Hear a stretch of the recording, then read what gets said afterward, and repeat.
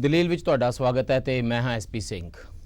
ਜਿਹਨੀ ਦਿਨੀ ਕਣਕ ਬੀਜੀ ਸੀ ਉਦੋਂ ਮਗਦਾ ਹੋਇਆ ਅੰਦੋਲਨ ਭੱਖ ਉੱਠਿਆ ਸੀ। ਹੁਣ ਕਣਕਾਂ ਸੁਨਹਿਰੀ ਭਾਅ ਮਾਰਨ ਲੱਗੀਆਂ ਹਨ। ਮੌਸਮ ਬਦਲ ਗਿਆ।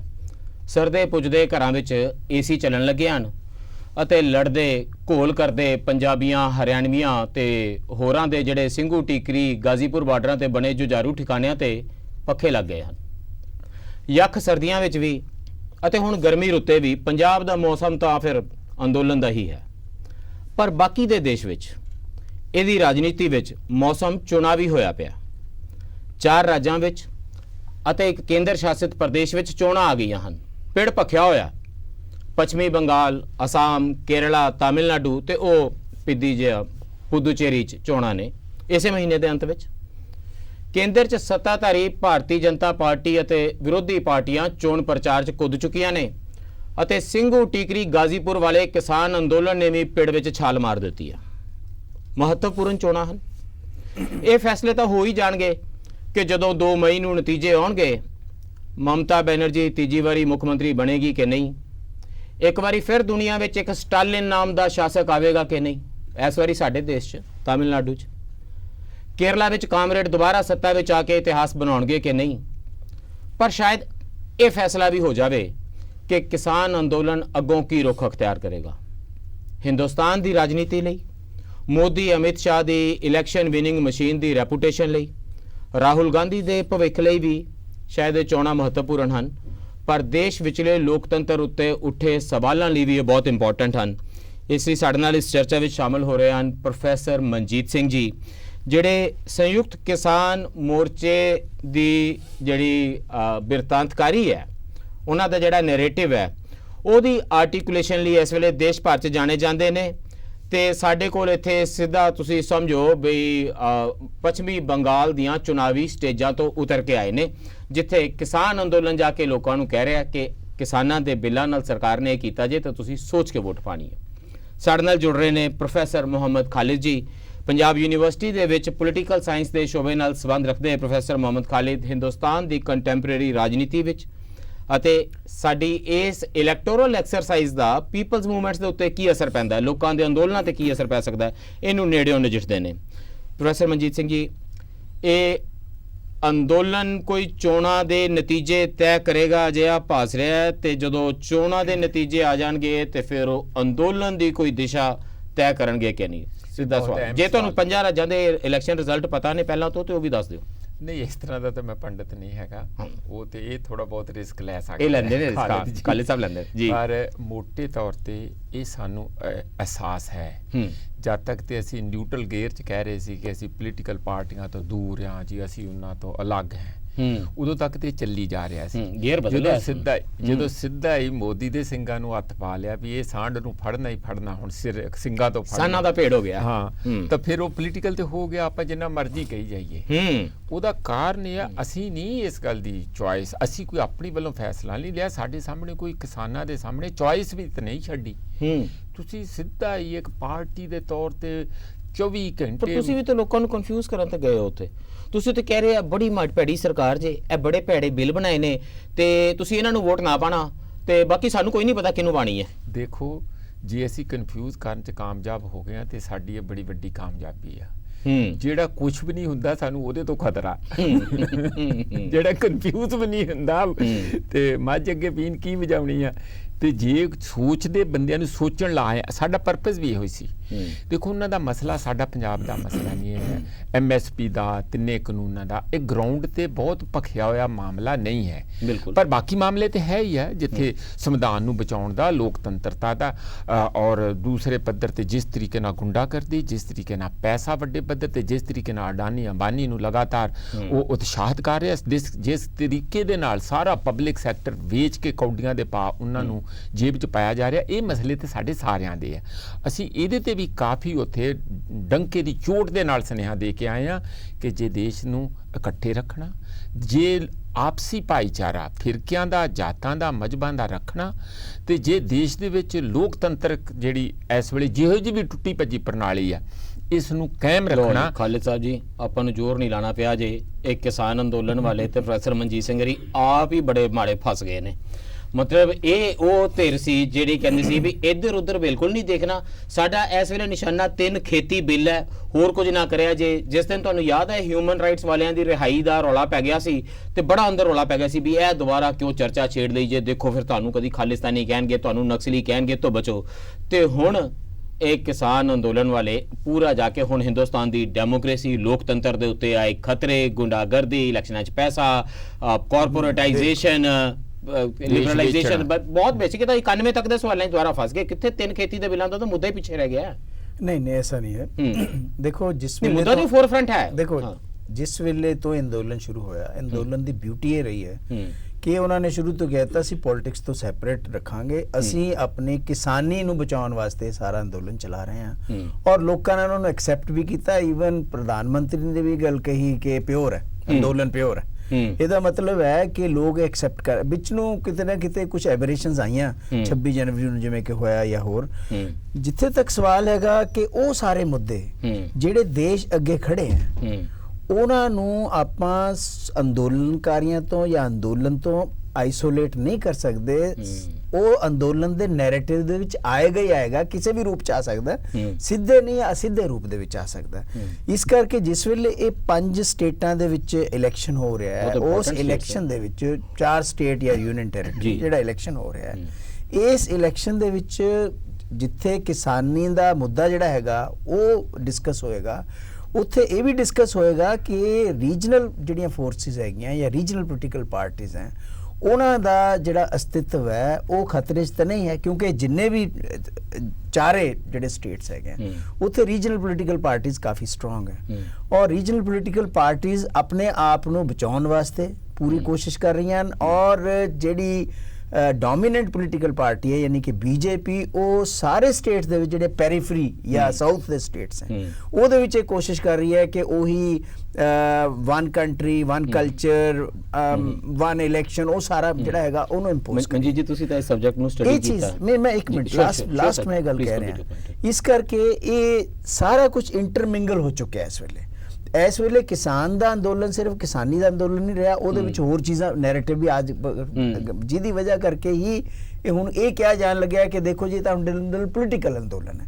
ਹਾਲਾਂਕਿ ਪੋਲੀਟੀਕਲ ਅੰਦੋਲਨ ਹਜੇ ਵੀ ਨਹੀਂ ਮੈਨੂੰ ਨੈਰੇਟਿਵ ਹੈ, ਅਦਰਵਾਈਜ਼ ਪੀਪਲਸ ਮੂਵਮੈਂਟ ਹੈ, ਲਾਰਜਰ ਪੀਪਲਸ ਮੂਵਮੈਂਟ ਹੈ। ਲਾਰਜਰ ਔਰ ਲਾਰਜਰ ਪੀਪਲ ਮੂਵਮੈਂਟ ਜਿਹੜੀ ਹੈਗੀ ਹੈ ਉਹਨੂੰ ਆਪਾਂ ਵਾਟਰ ਟਾਈਟ ਕੰਪਾਰਟਮੈਂਟ 'ਚ ਰੱਖ ਕੇ ਨਹੀਂ ਚਲਾ ਸਕਦੇ। ਬਿਲਕੁਲ ਉਹ ਜਿਹੜੀਆਂ ਬਾਕੀ ਦੀਆਂ ਚੀਜ਼ਾਂ ਜਿਹੜੀਆਂ ਉਹਨਾਂ ਨੂੰ ਇਨਵੋਲਵ ਕਰਨਗੇ ਉਹ ਕਰ ਰਹੇ ਹਨ। ਬੀਜੇਪੀ ਦੇ ਅੰਦਰ ਤੇ ਬਹੁਤ ਸਾਰੇ ਐਲੀਮੈਂਟਸ ਦੀ ਸ਼ਾਇਦ ਹੈਲਪ ਹੋ ਰਹੀ ਹੋਵੇ, ਬੀਜੇਪੀ ਦੇ ਵਿੱਚ ਵੀ ਬਹੁਤ ਸਾਰੇ ਸੁਧਾਰ ਹੋ ਸਕਦੇ ਨੇ, तमाम ਪਾਰਟੀਆਂ ਦੇ ਸੁਧਾਰ ਨਹੀਂ, ਈਵਨ ਅੰਦਰੋਂ ਸੁਰਾਂ ਉੱਠ ਰਹੀਆਂ ਉਹਨਾਂ ਦੇ। ਅੱਛਾ ਜੀ, ਜਿਹੜਾ ਉਹ ਕਾਰਡ ਕੈਰਿੰਗ ਕਾਮਰੇਡ ਹੁੰਦੇ ਸੀ ਨਾ ਪੰਜਾਬ ਦੇ, ਇਦਾਂ ਹੀ ਉਹ ਜਿਹੜੇ ਕਿਸਾਨ ਅੰਦੋਲਨ ਕਾਰਡ ਕੈਰਿੰਗ ਜਿਹੜੇ ਤੁਸੀਂ ਹੈਗੇ ਹੋ ਆਰਟੀਕੂਲੇਟਰ, ਉਹ ਤੁਸੀਂ ਆਪਣਾ ਇਹ ਵਾਲਾ ਕਾਰਡ ਥੋੜਾ ਜਿਹਾ ਪਿਛਲੀ ਜੇਬ 'ਚ ਪਾ ਲਵੋ। ਤੇ ਜਿਹੜੀ ਤੁਹਾਡੀ ਪਹਿਲੀ ਪ੍ਰਾਇਮਰੀ ਆਇਡੈਂਟੀਟੀ ਰਹੀ ਉਮਰ ਭਰ ਸੋਸ਼ੀਓਲੋਜਿਸਟ ਦੀ, ਪੋਲੀਟੀਕਲ ਪਾਰਟੀਆਂ ਦੇ ਵਰਤਾਰਿਆਂ ਨੂੰ ਸਮਝਣ ਦੀ, ਉਸ ਪ੍ਰਿਜ਼ਮ 'ਚੋਂ ਦੇਖ ਕੇ ਦੱਸੋ ਕਿ ਇਹ ਜਿਹੜਾ ਚੈਲੰਜ ਸੀ ਬੀਜੇਪੀ ਨੂੰ, ਜਿੱਦਾਂ ਖਾਲਿਦ ਸਾਹਿਬ ਨੇ ਗੱਲ ਸ਼ੁਰੂ ਕੀਤੀ ਹੈ, ਤਾਂ ਇਹ ਆ ਰਿਹਾ ਸੀ ਲਾਰਜਰ ਪੈਨ ਇੰਡੀਆ ਫੋਰਸ ਤੇ ਬੀਜੇਪੀ ਆ। ਸਿੰਗਲ ਪੋਲ ਪੋਲੀਟੀਕਲ ਫੋਰਸ ਇਸ ਵੇਲੇ ਹਿੰਦੁਸਤਾਨ ਦੇ ਵਿੱਚ ਹੈ। ਕਾਂਗਰਸ ਤੇ ਨਾ ਵਰਗੀ ਹੈਗੀ ਹੈ, ਕਿਤੇ ਕਿਤੇ ਪਾਰਟੀ ਖੜੀ ਹੈ ਤੇ ਕਿਤੇ ਕਿਤੇ ਅਫਵਾਹ ਹੈ। ਜੇ ਕੋਈ ਪੋਲੀਟੀਕਲ ਫੋਰਸਿਸ ਖੜੀਆਂ ਨੇ ਤਾਂ ਮਮਤਾ ਬੈਨਰਜੀ ਕਿਤੇ ਖੜੀ ਹੈ, ਉਹ ਪਿਨਾਰੀ ਵਿਜੈਨ ਕਿਤੇ ਖੜਾ ਹੈ, ਕਿਤੇ MK ਸਟਾਲਿਨ ਖੜਾ ਹੋਇਆ ਹੈ। ਸੋ ਪੰਜਾਬ ਦੇ ਵਿੱਚ ਸਾਡੇ ਕੋਲ ਅਮਰਿੰਦਰ ਸਿੰਘ ਖੜਾ ਹੋਇਆ, ਪਰ ਪਤਾ ਹੀ ਨਹੀਂ ਲੱਗਦਾ ਕਈ ਵਾਰੀ ਕਿਹੜੀ ਪਾਰਟੀ ਦਾ CM ਹੈਗਾ। ਤੋ ਕਈ ਇਦਾਂ ਦੇ ਵੀ ਵਿਚਕਾਰ ਖੜੇ ਹੋਏ ਨੇ। ਇਹ ਦੱਸੋ ਕਿ ਇਹ ਜਿਹੜੀਆਂ ਚੋਣਾਂ ਹੋਣਗੀਆਂ ਇਹ ਕੁਝ ਇਹੋ ਜਿਹੀਆਂ ਜਗ੍ਹਾ ਤੇ ਨੇ ਜਿੱਥੇ ਜੇ ਕੇਰਲਾ, ਤਾਮਿਲਨਾਡੂ ਹੈ, ਪੌਂਡੀਚੇਰੀ ਹੈ, ਤਾਂ ਇੱਥੇ ਬੀਜੇਪੀ ਰੋਜ਼ ਫਰਮ ਦਾ ਮਾਰਜਨਸ, ਬਿਲਕੁਲ ਹੀ ਹਾਸ਼ੀਆਗਤ ਸੀ। ਵੈਸਟ ਬੰਗਾਲ ਦੇ ਵਿੱਚ 3 ਸੀਟਾਂ ਸੀ ਉਹਨਾਂ ਕੋਲ, ਤੇ ਕਿੰਨੀ ਹਾਈ ਗੀਅਰ ਤੇ ਹਾਈ ਪਿਚ ਦੇ ਉੱਤੇ ਬੀਜੇਪੀ ਲੜ ਰਹੀ ਹੈ। ਤੇ ਤਾਮਿਲਨਾਡੂ ਦੇ ਵਿੱਚ DMK has been out of power for 10 years now. 10 ਸਾਲਾਂ ਤੋਂ ਸਟਾਲਿਨਰੀ ਬਾਹਰ ਨੇ ਤੇ ਸਟਾਲਿਨ ਦਾ ਵੱਡਾ ਟੈਸਟ, ਅੱਜ ਤੱਕ ਉਹਨੇ ਇਲੈਕਸ਼ਨ ਕੋਈ ਨਹੀਂ ਜਿੱਤੀ। ਤੁਹਾਨੂੰ ਲੱਗਦਾ ਹੈ ਕਿ ਕੰਟਰੀ ਲੈਵਲ ਦੇ ਉੱਤੇ ਇਲੈਕਟੋਰਲ ਪੋਲਿਟਿਕਸ ਵੀ ਇਹਨਾਂ ਇਲੈਕਸ਼ਨਾਂ ਦੇ ਵਿੱਚ ਨਤੀਜਿਆਂ ਤੋਂ ਬਾਅਦ ਬੜਾ ਡਿਫਰੈਂਟ ਰੂਪ ਲੈ ਸਕਦੀ ਹੈ, ਜੇ ਤੁਹਾਨੂੰ 4-5 ਵੱਡੇ ਰੀਜਨਲ ਲੀਡਰ ਦਿਖਾਈ ਦੇਣੇ ਸ਼ੁਰੂ ਹੋ ਜਾਣ? ਨਹੀਂ, ਇੱਕ ਹੋਰ ਗੱਲ ਸਾਨੂੰ ਸਮਝਣ ਦੀ ਲੋੜ ਹੈ ਫੈਡਰਲ ਢਾਂਚੇ ਦੀ, ਤੇ ਚਲੋ ਅਜੇ ਅਗਲਾ ਸਵਾਲ ਹੈ। ਬੀਜੇਪੀ ਨੇ ਜਿਸ ਕਦਰ ਜਿਸ ਵੱਡੇ ਪੱਧਰ ਤੇ ਹਮਲਾ ਕੀਤਾ, ਮੈਂ ਤੇ ਆਪਣੇ ਹੀ ਲੋਕਾਂ ਤੇ ਕਹੂੰਗਾ, ਇਸੇ ਕਰਕੇ ਇਹ ਜਨ ਅੰਦੋਲਨ ਬਣਨ 'ਚ ਕੋਈ ਦਿੱਕਤ ਹੀ ਨਹੀਂ ਆਈ ਤੇ ਪਤਾ ਵੀ ਨਹੀਂ ਲੱਗਾ ਕਿ ਕਿਸਾਨ ਅੰਦੋਲਨ ਜਨ ਅੰਦੋਲਨ ਕਦੋਂ ਬਣ ਗਿਆ। ਮੈਂ ਉਹਨੂੰ ਸਾਫ਼-ਸਾਫ਼ ਸ਼ਬਦਾਵਲੀ ਵਰਤਦਾ। ਇਹੀ ਜਨ ਅੰਦੋਲਨ ਅਗਲੇ ਸਟੈਪ 'ਚ ਕਿਸੇ ਨੂੰ ਇਹ ਦਿੱਕਤ ਨਹੀਂ ਸਮਝਣ 'ਚ ਆਈ ਕਿ ਅਸੀਂ ਸਿੱਧਾ ਪੋਲੀਟੀਕਲ ਕਨਫਰੰਟੇਸ਼ਨ ਦੇ ਵਿੱਚ ਪੈ ਗਏ ਹਾਂ, ਜਿਹਦੇ ਵਿੱਚ ਇੱਕ ਆਪਣਾ ਰਿਸਕ ਵੀ ਹੈਗਾ।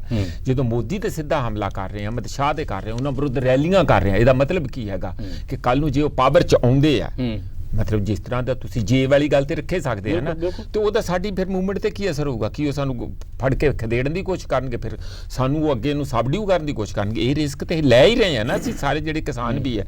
ਦੂਸਰਾ ਜਿਹੜਾ ਤੁਹਾਡਾ ਇਹ ਕਹਿਣ ਦਾ ਕਿ ਫੈਡਰਲ ਢਾਂਚੇ ਦਾ, ਇਹਦਾ ਇੱਕ ਗੱਲ ਮੈਨੂੰ ਜ਼ਰੂਰ ਲੱਗਦੀ, ਪੰਜਾਬ ਸਟੇਟਾਂ ਦੇ ਵਿੱਚ ਸਰਕਾਰਾਂ ਦੀ ਉਸਾਰੀ ਹੋਣੀ ਹੈ, ਨਵੀਆਂ ਸਰਕਾਰਾਂ ਉਸਰਨੀਆਂ ਨੇ। ਮੈਂ ਪੁੱਛ ਰਿਹਾ ਕਿ ਕੰਟਰੀ ਦੇ ਵਿੱਚ ਨਵੀਂ ਆਪੋਜੀਸ਼ਨ ਵੀ ਉਸਰ ਰਹੀ ਹੈ? ਬਿਲਕੁਲ ਨਹੀਂ, ਉਸ ਕਿਸਮ ਦੀ ਸਿੰਗਲ ਕਿਸਮ ਦੀ ਆਪੋਜੀਸ਼ਨ ਨਹੀਂ ਉਸਰ ਰਹੀ। ਪਰ ਇਹਨਾਂ ਨੇ ਚੰਗਾ ਕੀ ਕਰਤਾ, ਇਹ ਦੇਖੋ ਹੁਣ ਇਹ ਚਰਨਿੰਗ ਹੋਊਗੀ। ਚੰਗਾ ਇਹ ਕਰਤਾ ਕਿ ਉਸ ਹਮਲੇ 'ਚ ਜਿਵੇਂ Punjab Haryana across different categories ਲੋਕ ਇਕੱਠੇ ਕਰਤੇ, ਪੋਲੀਟੀਕਲ ਇੰਪੈਕਟ ਵੀ ਇਹੋ ਹੀ ਪਿਆ ਇਹਦਾ ਕਿ ਲੋਕ ਇਸ ਵੇਲੇ ਸਾਰੇ ਇਸ ਗੱਲ ਤੇ ਇਕੱਠੇ। ਤੁਸੀਂ ਇਹੀ ਸਿੱਧੀ 2 ਮਈ ਨੂੰ ਹੋਏਗਾ ਨਾ, ਜੇ ਅਸਮ ਦੇ ਵਿੱਚ ਬੀਜੇਪੀ ਸਟਰੋਂਗਲੀ ਜਿੱਤ ਜਾਂਦੀ ਹੈ, ਜਿਹਦੇ ਕੇ ਬੜੇ ਖਰਚੇ ਨੇ, ਜੇ ਵੈਸਟ ਬੰਗਾਲ 'ਚ ਬੀਜੇਪੀ ਜਿੱਤ ਜਾਂਦੀ ਹੈ, ਤੁਹਾਨੂੰ ਪਤਾ ਜੇ ਹੰਗ ਹੋ ਜਾਵੇ ਜਾਂ ਸਲਿਮ ਮਾਰਜਨ ਆ ਜਾਵੇ ਤਾਂ ਵੀ ਬੀਜੇਪੀ ਜਿੱਤ ਜਾਂਦੀ ਹੁੰਦੀ ਹੈ। ਉਹਨਾਂ ਨੂੰ ਕੁਝ ਇਹੋ ਜਿਹਾ, ਉਹਨਾਂ ਨੂੰ ਕੁਝ ਆਂਦਾ, ਉਹਨਾਂ ਨੂੰ ਮੰਤਰ ਵਗੈਰਾ ਇਦਾਂ ਦੇ ਆਉਂਦੇ ਨੇ। ਜੇ ਤਾਮਿਲਨਾਡੂ ਦੇ ਵਿੱਚ ਉਹਨਾਂ ਦਾ ਇਹ ਚੱਲ ਜਾਵੇ ਤੇ ਸਟਾਲਿਨ ਇੱਕ ਵਾਰੀ ਫਿਰ ਬਾਹਰ ਹੋ ਜਾਵੇ, ਫਿਰ ਬੀਜੇਪੀ ਇਹ ਠੋਕ ਵਜਾ ਕੇ ਕਹਿ ਸਕਦੀ, ਕੇਰਲਾ 'ਚ ਕਦਾ ਉਹਨਾਂ ਦਾ ਕੋਈ ਸਟੇਕ ਹੈ ਨਹੀਂ, ਫਿਰ ਬੀਜੇਪੀ ਕਹਿ ਸਕਦੀ ਹੈ ਕਿ ਲੋ ਇਹ ਜਨ ਅੰਦੋਲਨ ਸੀ, ਤੁਸੀਂ ਜਨ ਅੰਦੋਲਨ ਤੇ ਵੋਟਾਂ ਪਵਾਈਆਂ ਤੇ ਵੋਟਾਂ ਪੈ ਗਈਆਂ ਨੇ। ਫਿਰ ਇਹਦਾ ਰਿਜ਼ਲਟ ਇਹ ਨਿਕਲੂਗਾ ਮੋਦੀ ਸਾਹਿਬ ਮਸਲੇ ਨਹੀਂ ਹੱਲ ਹੋਣਗੇ। ਇਹ ਜਿਸ ਤਰ੍ਹਾਂ ਯੂਨੀਪੋਲਰ ਵਰਲਡ ਗਲੋਬਲ ਪੋਲਿਟਿਕਸ ਹੋ ਗਈ ਸੀ, ਸਾਡੇ ਦੇਸ਼ 'ਚ ਯੂਨੀਪੋਲਰ ਪੋਲਿਟਿਕਸ ਹੋ ਜੂਗੀ ਔਰ ਉਹ ਇੰਨੀ ਖਤਰਨਾਕ ਹੋਊਗੀ ਕਿ ਇਹ ਪਾਰਟੀਆਂ ਵੀ ਤੇ ਆਮ ਜਨਤਾ ਵੀ ਇੱਕ ਵੱਡੀ ਸਿਵਲ ਡਿਸਟਰਬੈਂਸ ਵੱਲ ਨੂੰ ਅੱਗੇ ਵੱਧ ਜਾਣਗੇ। ਤੇ ਅੰਦੋਲਨ ਇਹ ਤਾਂ ਤੁਸੀਂ ਇਹ ਦੇਖੋ, ਇਹਨਾਂ ਨੇ ਉਹ ਸਿੱਕਾ ਸ਼ੋਲੇ ਵਾਲਾ ਚੁਣ ਲਿਆ। ਇਹ ਕਹਿੰਦੇ ਨੇ ਵੀ ਜੇ ਹਾਰ ਗਏ ਅਸੀਂ ਸਾਡੇ ਆ ਸਟੇਟਾਂ 'ਚ, ਬੀਜੇਪੀ ਜਿੱਤ ਗਈ ਤੇ ਫਿਰ ਇੰਨੀ ਖਤਰਨਾਕ ਹੋ ਜਾਏਗੀ ਤੇ ਫਿਰ ਅੰਦੋਲਨ ਜਿਹੜਾ ਉਹ ਭੱਖ ਉੱਠੇਗਾ, ਤੇ ਜੇ ਜਿੱਤ ਗਏ ਤੇ ਫਿਰ ਤੇ ਅੰਦੋਲਨ ਦੀ ਵਾਵਾ ਹੋ ਜਾਏਗੀ। ਨਹੀਂ, ਫਿਰ ਅੰਦੋਲਨ ਨੂੰ ਸ਼ਕਤੀ ਮਿਲੂ, ਫਿਰ ਅੰਦੋਲਨ ਨੂੰ ਸ਼ਕਤੀ ਮਿਲੇਗੀ। ਕਿ ਜਿਹੜੀ ਇਹ ਗੱਲ ਕਰ ਰਹੇ ਨਾ, ਗੱਲ ਇਹ ਹੈਗੀ ਹੈ ਕਿ ਜਿਸ ਵੇਲੇ ਕਾਂਗਰਸ ਦੀ ਇੱਕ ਡੋਮੀਨੈਂਟ ਪੋਜੀਸ਼ਨ ਸੀਗੀ, ਉਸ ਵੇਲੇ ਵੀ ਕਾਂਗਰਸ ਦੀ ਐਕਸਪੈਂਸ਼ਨ ਨੂੰ ਰੀਜਨਲ ਪੋਲੀਟੀਕਲ ਪਾਰਟੀਆਂ ਨੇ ਹੀ ਰੋਕਿਆ ਥਾ। ਇਸ ਕਰਕੇ ਮੈਂ ਇਸ ਚੀਜ਼ ਨੂੰ as a student of political science ਮੈਂ ਬਿਲੀਵ ਕਰਦਾ ਕਿ ਜਿੱਥੇ ਇਸ ਵੇਲੇ ਇਲੈਕਸ਼ਨ ਹੋ ਰਿਹਾ ਹੈ ਉੱਥੇ ਰੀਜਨਲ ਪੋਲੀਟੀਕਲ ਪਾਰਟੀਆਂ ਬਹੁਤ ਸਟਰੋਂਗ ਹੈ ਔਰ ਉਹਨਾਂ ਦੀ ਜਿਹੜੀ ਸਟਰੈਂਥ ਹੈ ਉਹਨੂੰ ਅੰਡਰਮਾਈਨ ਨਹੀਂ ਕੀਤਾ ਜਾ ਸਕਦਾ। ਖਾਸ ਤੌਰ ਪਰ ਜਿਸ ਵੇਲੇ ਤੁਸੀਂ ਇੱਕ ਐਸੀ ਪਾਰਟੀ ਨੂੰ ਅੱਗੇ ਲਿਆਉਣਾ ਚਾਹੁੰਦੇ ਹੋ ਜਿਹੜੀ ਕਿ ਪਾਰਟੀ ਇੱਕ ਪਰਟੀਕੂਲਰ ਲੈਂਗੁਏਜ ਨੂੰ ਵੀ ਤੁਹਾਡੇ ਪਰ ਥੋਪਣਾ ਚਾਹੁੰਦੀ ਹੈ, ਕਲਚਰ ਨੂੰ ਵੀ ਥੋਪਣਾ ਚਾਹੁੰਦੀ ਹੈ ਔਰ ਉਹਦੀ ਰੈਜ਼ਿਸਟੈਂਸ ਹੈ ਉਹਨਾਂ ਪਾਕਟਸ ਦੇ ਵਿੱਚ। ਨੂੰ ਪਤਾ ਹੈ ਉਹ ਗਏ ਹੀ ਇਹ ਕੰਮ ਕਰਨ ਨੇ, ਉਹ ਰੀਜਨਲ ਪਾਰਟੀਆਂ ਜਿੱਥੇ ਸਟਰੋਂਗ ਸੀ ਉੱਥੇ ਦੇਖੋ ਆਊਟਸਾਈਡਰ ਚੈਲੰਜ ਕਰਨ ਗਏ ਨੇ। ਮੈਂ ਕਿਹਾ ਜੋ ਚੈਲੰਜ ਇਸੇ ਕਰਕੇ ਤਾਂ ਮੈਂ ਕਹਿ ਰਿਹਾ ਨਾ, ਉਹ ਚੈਲੰਜ ਜਿਹੜਾ ਹੈਗਾ ਉਹ ਰੀਜਨਲ ਪਾਰਟੀਆਂ ਨੇ ਉਹ ਗੌਂਟਲੇਟ ਚੱਕ ਲਿਆ, ਐਕਸੈਪਟ ਕਰ ਲਿਆ। ਇੱਕ ਜਿਹੜਾ ਏਰੀਆ ਹੈਗਾ ਉਹ ਤਾਂ ਉਹਨਾਂ ਨੇ ਆਲਰੇਡੀ ਕੈਪਚਰ ਕਰ ਲਿਆ, ਉਹ ਹੈਗਾ ਜਿਹੜਾ ਉਹਨਾਂ ਦੀ ਕੋਰ ਬੈਲਟ ਹੈ, ਜਿਹਨੂੰ ਆਪਾਂ ਕੋ ਬੈਲਟ ਵੀ ਕਹਿੰਦੇ ਆ, ਜਾਂ ਉਹਨਾਂ ਦਾ ਜਿਵੇਂ ਕਿ ਯੂਪੀ ਹੈ ਜਾਂ ਮੱਧ ਪ੍ਰਦੇਸ਼ ਹੈ। ਲੇਕਿਨ ਜਿਹੜੀਆਂ ਰੀਜਨਲ एरियाज हैं जिमें कि तमिलनाडु केरला वगैरह उत्थे पेनिट्रेट करने की कोशिश कर रही है, लेकिन रीजनल पोलिटिकल पार्टीज भी मेरी अंडरस्टैंडिंग है कि स्ट्रॉन्ग है क्योंकि लोग उन्हां दे नाल इस करके जुड़नगे क्योंकि एक वो पोलिटिकल पार्टी जिहड़ी सिंगल अपने लैंग्वेज सिंगल कल्चर उस चीज़ की गल करदी वो जिहड़ी चीज़ है ਉਹਦੇ ਅਗੇਂਸਟ ਜਿਹੜੇ ਹੈਗੇ ਰੀਜਨਲ ਪੋਲੀਟੀਕਲ ਪਾਰਟੀਆਂ ਜਾਂ ਲੋਕ ਜਿਹੜੇ ਹੈਗੇ ਉੱਠ ਕੇ ਖੜੇ ਹੋਣਗੇ। ਫਾਰਮਰ ਐਜੀਟੇਸ਼ਨ ਨੂੰ ਕਿਦਾਂ ਇੰਪੈਕਟ ਕਰੇਗਾ ਇਹ ਸਭ? ਦੇਖੋ ਇਹਦਾ ਫਾਰਮਰ ਐਜੀਟੇਸ਼ਨ ਦੇ ਨਾਲ ਇੰਪੈਕਟ ਮੈਂ ਇਹਦੇ ਵਿੱਚ ਦੋ ਚੀਜ਼ਾਂ ਹੈਗੀਆਂ। ਪਹਿਲੀ ਤਾਂ ਚੀਜ਼ ਹੈਗੀ ਹੈ ਕਿ ਰਿਜ਼ਲਟ ਕੀ ਆਉਂਦਾ, ਦੂਸਰੀ ਚੀਜ਼ ਇਹ ਹੈਗੀ ਹੈ ਕਿ ਜਿਹੜਾ ਫਾਰਮਰ ਐਜੀਟੇਸ਼ਨ ਹੈ ਉਸ ਵੇਲੇ ਤੱਕ ਇਹਨਾਂ ਇਲੈਕਸ਼ਨਸ ਨੂੰ ਇੰਪੈਕਟ ਨਹੀਂ ਕਰ ਸਕਦਾ ਜਦ ਤੱਕ ਕਿ ਜਿਹੜੀਆਂ ਲੋਕਲ ਜਥੇਬੰਦੀਆਂ ਜਿਹੜੀਆਂ ਹੈਗੀਆਂ ਕਿਸਾਨੀ ਜਥੇਬੰਦੀਆਂ ਹੈਗੀਆਂ ਤਾਮਿਲਨਾਡੂ ਚ ਇਹ ਜਾ ਕੇ ਉੱਥੇ ਕਲਕੱਤੇ ਦੀਆਂ ਸਟੇਜਾਂ ਤੋਂ ਜਦੋਂ ਕਹਿ ਰਹੇ ਨੇ ਬਾਕੀ ਜਗ੍ਹਾ ਤੇ ਉੱਤੇ ਜਾ ਰਹੇ ਨੇ, ਦੇਖੋ ਉਹਦਾ ਇੱਕ ਲਿਮਿਟਡ ਇੰਪੈਕਟ ਤਾਂ ਹੋ ਸਕਦਾ ਜੀ, ਲੇਕਿਨ ਅਗਰ ਆਪਾਂ ਕਹੀਏ ਕਿ ਉਹ ਗੇਮ ਚੇਂਜਰ ਹੋ ਸਕਦਾ ਹੈ ਜਾਂ ਆਪਾਂ ਕਹੀਏ ਕਿ ਉਹਦੇ ਨਾਲ ਇੱਕ ਮਾਸ ਮੋਬਿਲਾਈਜੇਸ਼ਨ ਹੋਊਗੀ, ਉਹ ਮਾਸ ਮੋਬਿਲਾਈਜੇਸ਼ਨ ਹਮੇਸ਼ਾ ਲੋਕਲ ਜਥੇਬੰਦੀਆਂ ਕਰ ਸਕਦੀਆਂ ਨੇ। ਰੀਜਨਲ ਜਿਹੜੀਆਂ ਬਾਹਰੋਂ ਆ ਜਿਵੇਂ ਕਿ ਇਹ ਗਏ ਆ ਜਾਂ ਦੂਸਰੀ ਕਿਸਾਨ ਲੀਡਰਸ਼ਿਪ ਉੱਥੇ ਗਈ ਹੈ, ਉਹਨਾਂ ਨੇ ਜਾ ਕੇ ਸਟੇਜਾਂ ਤੋਂ ਐਡਰੈਸ ਕੀਤਾ, ਉਹਦਾ ਇੱਕ ਲਿਮਿਟਡ ਅਪੀਲ ਤਾਂ ਹੋ ਸਕਦੀ ਹੈ, ਲੇਕਿਨ ਲੋਕਲ ਜਿਹੜੇ ਹੈਗੇ ਆ ਉੱਥੇ ਜਿਹੜੀ ਕਿਸਾਨੀ ਜਥੇਬੰਦੀਆਂ ਉਹ ਅੱਗੇ ਆਉਣਗੀਆਂ ਤੇ ਉਹ ਇਲੈਕਸ਼ਨ ਦੇ ਵਿੱਚ ਪਾਰਟਿਸਿਪੇਟ ਕਰਨਗੀਆਂ ਓਨਲੀ ਦੈਨ। ਮਨਜੀਤ ਜੀ ਬਿਗਰ ਪੋਲਿਟਿਕਸ ਹੁੰਦਾ ਨਾ, ਜਦੋਂ ਬਲਬੀਰ ਸਿੰਘ ਰਾਜੇਵਾਲਾ ਜੀ ਜਾ ਕੇ ਉੱਥੇ ਕਹਿੰਦੇ ਨੇ ਕਿ ਜੀ ਅਸੀਂ ਲੋਕਾਂ ਨੂੰ ਇਹ ਸਮਝਾਵਾਂਗੇ, ਤੁਸੀਂ ਜਾ ਕੇ ਉੱਥੇ ਲੋਕਾਂ ਨੂੰ ਕਿਹਾ ਕਿ ਜੀ ਕਿਸਾਨ ਸਰਕਾਰ ਦਾ ਰੋਲ ਜਿਹੜਾ ਇਹਨਾਂ ਖੇਤੀ ਬਿੱਲਾਂ ਦੇ ਵਿੱਚ ਬੜਾ ਖਤਰਨਾਕ ਹੈ, ਸੋ ਇਸ ਕਰਕੇ ਬੀਜੇਪੀ ਨੂੰ ਵੋਟਾਂ ਨਾ ਪਾਓ। ਪਰ ਰੀਅਲ ਪੋਲਿਟਿਕਸ ਤਾਂ ਉਹ ਹੈ ਜਿਸ ਵੇਲੇ ਤੁਸੀਂ ਐਂਟੀ ਪ੍ਰਾਈਵੇਟਾਈਜੇਸ਼ਨ ਦਾ ਕੋਈ ਪਲੇਟਫਾਰਮ ਬਣਾਉਂਦੇ ਹੋ। ਰੀਅਲ ਪੋਲਿਟਿਕਸ ਇਹ ਹੈ ਜਿਸ ਵੇਲੇ ਐਂਟੀ ਕਾਰਪੋਰੇਟਾਈਜੇਸ਼ਨ ਹੈ, ਜਿਹਦਾ ਮਤਲਬ ਹੈ ਕਿ ਕਿਸਾਨ ਅੰਦੋਲਨ 3 ਖੇਤੀ ਬਿੱਲਾਂ ਦੀ ਗੱਲ ਤੋਂ ਸ਼ੁਰੂ ਹੋਇਆ ਸੀ, ਪਰ ਹੁਣ ਅਸੀਂ ਵਿਵਸਥਾ ਨੂੰ ਚੈਲੰਜ ਕਰ ਰਹੇ ਹਾਂ। ਇਹ ਗਲੋਬਲ ਕੈਪੀਟਲ, ਇਹ ਲਾਰਜਰ ਫਰੇਮਵਰਕ, ਇਹ ਪੂੰਜੀਵਾਦੀ ਵਰਤਾਰਾ ਸਾਨੂੰ ਸੂਤ ਨਹੀਂ ਬੈਠ ਰਿਹਾ। 3 ਕਿਸਾਨ ਜਿਹੜੇ ਕਿਸਾਨੀ ਵਾਲੇ ਬਿੱਲ ਨੇ, ਇਹ ਤਾਂ ਕੇਵਲ ਉਹਨਾਂ ਦੀ ਇੱਕ ਆਊਟਕਮ ਨੇ। ਨਾਓ ਵੀ ਆਰ ਕੁਐਸਚਨਿੰਗ ਐਵਰੀਥਿੰਗ। ਪਰ ਜਿਸ ਵੇਲੇ ਤੁਸੀਂ ਇਹਨਾਂ ਇਲੈਕਸ਼ਨਾਂ ਨੂੰ ਦੇਖਦੇ ਹੋ ਜਿਨ੍ਹਾਂ ਨੂੰ ਤੁਸੀਂ ਪ੍ਰਭਾਵਿਤ ਕਰਨਾ ਚਾਹ ਰਹੇ ਹੋ, ਉੱਥੇ ਤਾਂ ਪੋਲੀਟੀਕਲ ਪਾਰਟੀਆਂ ਇਸ ਮੁੱਦਿਆਂ ਦੇ ਉੱਤੇ ਲੜ ਹੀ ਨਹੀਂ ਰਹੀਆਂ। ਉਹ ਤੇ ਕੋਈ ਪੋਲੀਟੀਕਲ ਪਾਰਟੀ ਤੁਸੀਂ ਦੇਖਿਆ 5 ਸਟੇਟਾਂ 'ਚ ਕਿਸੇ ਦੇ ਵਿੱਚ ਕੋਈ ਜ਼ਿਕਰ ਹੋਵੇ ਕਿ ਜੀ ਇਹ ਐਂਟੀ ਕਾਰਪੋਰੇਟਾਈਜੇਸ਼ਨ ਏਜੰਡਾ ਦੇ ਉੱਤੇ ਕੋਈ ਪਾਰਟੀ ਲੜ ਰਹੀ ਹੈ?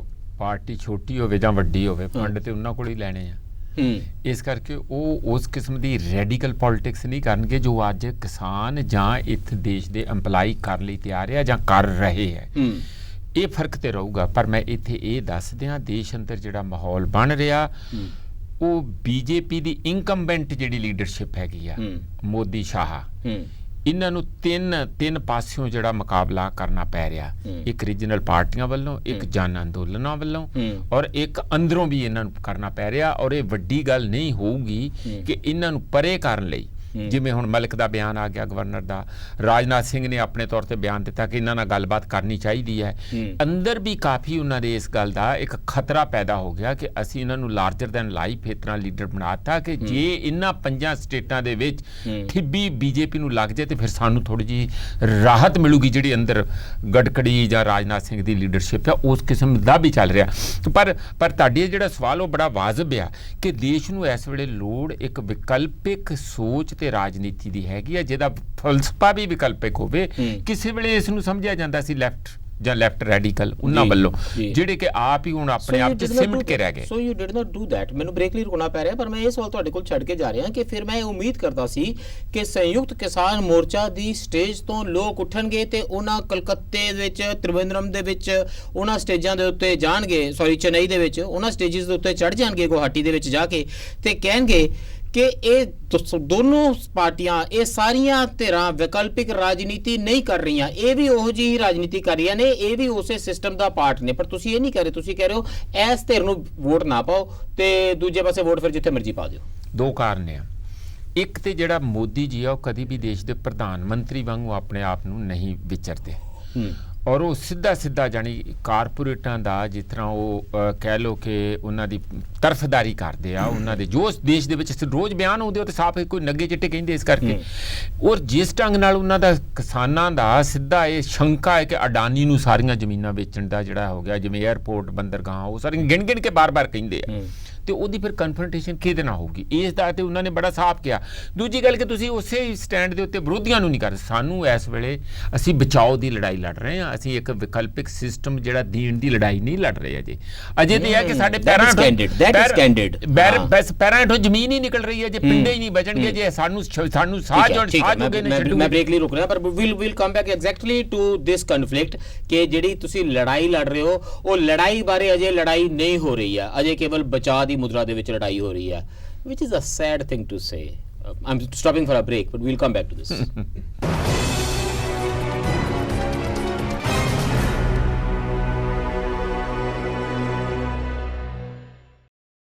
ਬ੍ਰੇਕ ਤੋਂ ਬਾਅਦ ਫਿਰ ਸਵਾਗਤ ਹੈ। ਚਰਚਾ ਕਰ ਰਹੇ ਹਾਂ ਜਿਹੜੀਆਂ ਚੋਣਾਂ ਹੋ ਰਹੀਆਂ ਨੇ 4 ਰਾਜਾਂ ਦੇ ਵਿੱਚ, ਕੇਂਦਰ ਸ਼ਾਸਿਤ ਪ੍ਰਦੇਸ਼ ਦੇ ਵਿੱਚ, ਕੀ ਨਤੀਜਾ ਹੋਵੇਗਾ ਇਹਨਾਂ ਚੋਣਾਂ ਦੇ ਨਤੀਜਿਆਂ ਦਾ ਕਿਸਾਨ ਅੰਦੋਲਨ ਲਈ, ਤੇ ਕੀ ਪ੍ਰਭਾਵ ਪਾ ਸਕਦਾ ਹੈ ਕਿਸਾਨ ਅੰਦੋਲਨ ਇਹਨਾਂ ਚੋਣਾਂ ਦੇ ਨਤੀਜਿਆਂ ਦੇ ਉੱਤੇ। ਸਾਡੇ ਨਾਲ ਚਰਚਾ ਵਿੱਚ ਸ਼ਾਮਿਲ ਨੇ ਪ੍ਰੋਫੈਸਰ ਮਨਜੀਤ ਸਿੰਘ ਜੀ ਅਤੇ ਪ੍ਰੋਫੈਸਰ ਮੁਹੰਮਦ ਖਾਲਿਦ ਜੀ। ਪ੍ਰੋਫੈਸਰ ਮੁਹੰਮਦ ਖਾਲਿਦ ਜੀ, ਲੜਾਈ ਜੇ ਲੜਨੀ ਹੈ ਤਾਂ ਫਿਰ ਜਿਹੜੀ ਗੱਲ ਦੇ ਉੱਤੇ ਝਗੜਾ ਹੈ ਉਹਦੇ ਉੱਤੇ ਲੜਾਈ ਲੜੀਦੀ ਹੈ। ਝਗੜਾ ਇਸ ਗੱਲ ਦਾ ਹੈ ਕਿ ਦੇਸ਼ ਦੇ ਬਾਰੇ ਮੇਰਾ ਤਸੱਵਰ ਕੀ ਹੈ, ਮੇਰਾ ਸੰਵਿਧਾਨਕ ਵਿਊ ਦੇਸ਼ ਉੱਤੇ ਕੀ ਹੈ, ਲੋਕਤੰਤਰ ਕੀ ਹੁੰਦਾ ਹੈ। ਦੇਖੋ ਇਦਾਂ ਹੈਗਾ ਕਿ ਇਹ ਜਿਹੜੀ ਲੜਾਈ ਹੈ ਨਾ, ਜੇ ਆਪਾਂ ਇਹਨੂੰ ਧੁਰ ਤੋਂ ਦੇਖੀਏ ਪਿਛਲੇ 70 ਸਾਲ ਤੋਂ, ਇੱਕ ਧਿਰ ਜਿਹੜੀ ਹੈਗੀ ਹੈ ਆਪਣੀ ਇੱਕ ਕਮਿਟਮੈਂਟ ਦੇ ਨਾਲ ਖੜੀ ਹੈ ਔਰ ਉਹਦੇ ਨਾਲ ਅੱਗੇ ਵਧ ਰਹੀ ਹੈ, ਵਧੀ ਇੱਥੇ ਪਹੁੰਚ ਕੇ ਇੱਕ ਡੋਮੀਨੈਂਟ ਪੋਲੀਟੀਕਲ ਫੋਰਸ ਬਣ ਗਈ ਹੈ। ਸ਼ਾਲਾ ਜੀ, ਦੂਸਰੀ ਪਾਸੇ ਉਹ ਧਿਰਾਂ ਹੈਗੀਆਂ ਜਿਨ੍ਹਾਂ ਦੇ ਹੱਥ ਦੇ ਵਿੱਚ ਇੱਕ ਸੰਵਿਧਾਨ ਸੀਗਾ, ਉਹ ਸੰਵਿਧਾਨ ਉਹਨਾਂ ਨੇ ਖੁਦ ਹੀ ਬਣਾਇਆ ਸੀਗਾ, ਔਰ ਜੋ ਉਹਦੀ ਨੇਚਰ ਸੈਕੂਲਰ ਸੀਗੀ, ਉਹਦੀ ਨੇਚਰ ਜਿਹੜੀ ਸੀਗੀ ਲਿਬਰਟੀ, ਇਕੁਐਲਿਟੀ, ਰਾਈਟ, ਜਸਟਿਸ ਸਾਰਾ ਕੁਝ ਸੀਗਾ ਉਹਦੇ ਵਿੱਚ, ਲੇਕਿਨ ਤੁਸੀਂ ਉਹਨੂੰ ਬਚਾਇਆ ਨਹੀਂ ਬਲਕਿ ਉਹਨੂੰ ਸਿਲੈਕਟਿਵਲੀ ਇੰਟਰਪ੍ਰੇਟ ਕਰਦੇ ਰਹੇ ਆਪਣੀ ਪੋਲੀਟੀਕਲ ਐਕਸਪੀਡੀਐਂਸੀ ਕਰਕੇ, ਜਿਹਦੇ ਨਾਲ ਕੀ ਹੋਇਆ ਤੁਹਾਡੀ ਜਿਹੜੀ ਸੀਗੀ ਕਮਿਟਮੈਂਟ ਦਾ ਲੈਵਲ ਡਾਊਨ ਹੁੰਦਾ ਚਲਾ ਜਾ ਗਿਆ, ਔਰ ਦੂਸਰੇ ਪਾਸੇ ਲੈਵਲ ਜਿਹੜਾ ਸੀਗਾ ਕਮਿਟਮੈਂਟ ਦਾ ਉੱਪਰ। ਮੈਂ ਤੁਹਾਨੂੰ ਇੱਕ ਐਗਜ਼ਾਮਪਲ ਦਿੰਦਾ, ਯੋਗੀ ਆਦਿੱਤਿਆਨਾਥ ਚੀਫ ਮਿਨਿਸਟਰ ਯੂਪੀ ਉਹ ਕਹਿੰਦਾ ਹੈ ਕਿ ਸੈਕੂਲਰਿਜ਼ਮ ਜਿਹੜਾ ਹੈਗਾ ਇਹ ਤਾਂ ਬਹੁਤ ਹੀ ਖਤਰਨਾਕ ਚੀਜ਼ ਹੈ ਇੰਡੀਆ ਦੇ ਵਾਸਤੇ, ਅਗਲੇ ਦੀ ਕਮਿਟਮੈਂਟ ਹੈ, ਲੇਕਿਨ ਤੂੰ ਉਹਦਾ ਕਾਊਂਟਰ ਆਰਗੂਮੈਂਟ ਕ੍ਰੀਏਟ ਕਰੋ।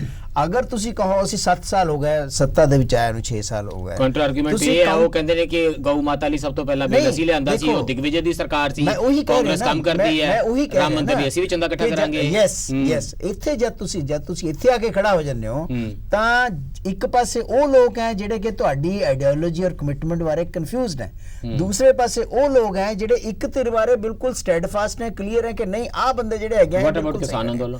ਅਗਰ ਇਹ ਚੀਜ਼ ਕੰਟੀਨਿਊ ਰਹਿੰਦੀ ਹੈ ਤਾਂ ਇਹਦਾ ਮਤਲਬ ਇਹ ਹੈਗਾ ਕਿ ਜਿਹੜੀਆਂ ਫੋਰਸਿਸ ਲੈਕਡੈਜ਼ੀਕਲ ਹੈ, ਯਾਨੀ ਕਿ ਜਿਹੜੇ ਕਿ ਜਿਨ੍ਹਾਂ ਨੂੰ ਆਪਣੇ ਬਾਰੇ ਸ਼ੱਕ ਹੈ ਕਿ ਅਸੀਂ ਇਸ ਆਈਡੀਓਲੋਜੀ ਦੇ ਨਾਲ ਖੜੇ ਰਹੀਏ, ਸੈਕੂਲਰ ਆਈਡੀਓਲੋਜੀ ਦੇ ਨਾਲ, ਜਾਂ ਨਾ ਹੀ ਖੜੇ ਰਹੀਏ, ਜਾਂ ਕਿੱਥੇ ਤੱਕ ਖੜੇ ਰਹੀਏ, ਜਾਂ ਇਹਨੂੰ ਕਿਸ ਤਰੀਕੇ ਦੇ ਨਾਲ ਆਪਣੀ ਪੋਲਿਟਿਕਸ ਵਾਸਤੇ ਇਸਤੇਮਾਲ ਕਰੀਏ, ਕਮਿਟਮੈਂਟ ਸਾਡੀ ਕੋਈ ਨਹੀਂ ਹੈ।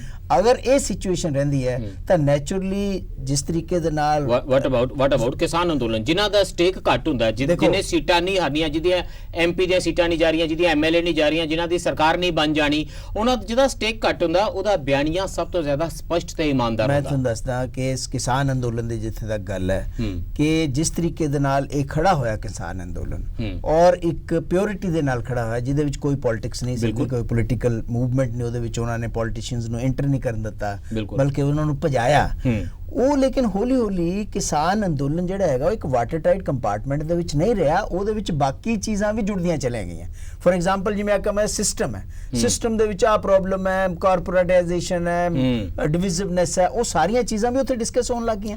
ਇਸ ਕਰਕੇ ਕਿਸਾਨ ਅੰਦੋਲਨ ਜਿਹੜਾ ਹੈਗਾ ਉਹ ਲਿਮਿਟਿਡ ਇੰਪੈਕਟ ਪਾਏਗਾ ਲੋਕਲ, ਔਰ ਜਿਹੜੇ ਉਹੀ ਨੈਰੇਟਿਵ ਜਿਹੜਾ ਸੈੱਟ ਕੀਤਾ ਹੈ ਬੀਜੇਪੀ ਨੇ, ਉਹੀ ਨੈਰੇਟਿਵ ਦੇ ਉੱਪਰ ਇਲੈਕਸ਼ਨ ਲੜਨਾ। ਜੀ ਇਹ ਜਾਪਦਾ ਦੇਖੋ ਆਪਾਂ ਗਏ ਤਾਂ 3 ਖੇਤੀ ਬਿੱਲਾਂ ਲਈ ਸੀ, ਉਸ ਵੇਲੇ ਬੜੀ ਕਲੈਰਿਟੀ ਸੀਗੀ ਅੰਦੋਲਨ ਦੇ ਵਿੱਚ ਵੀ।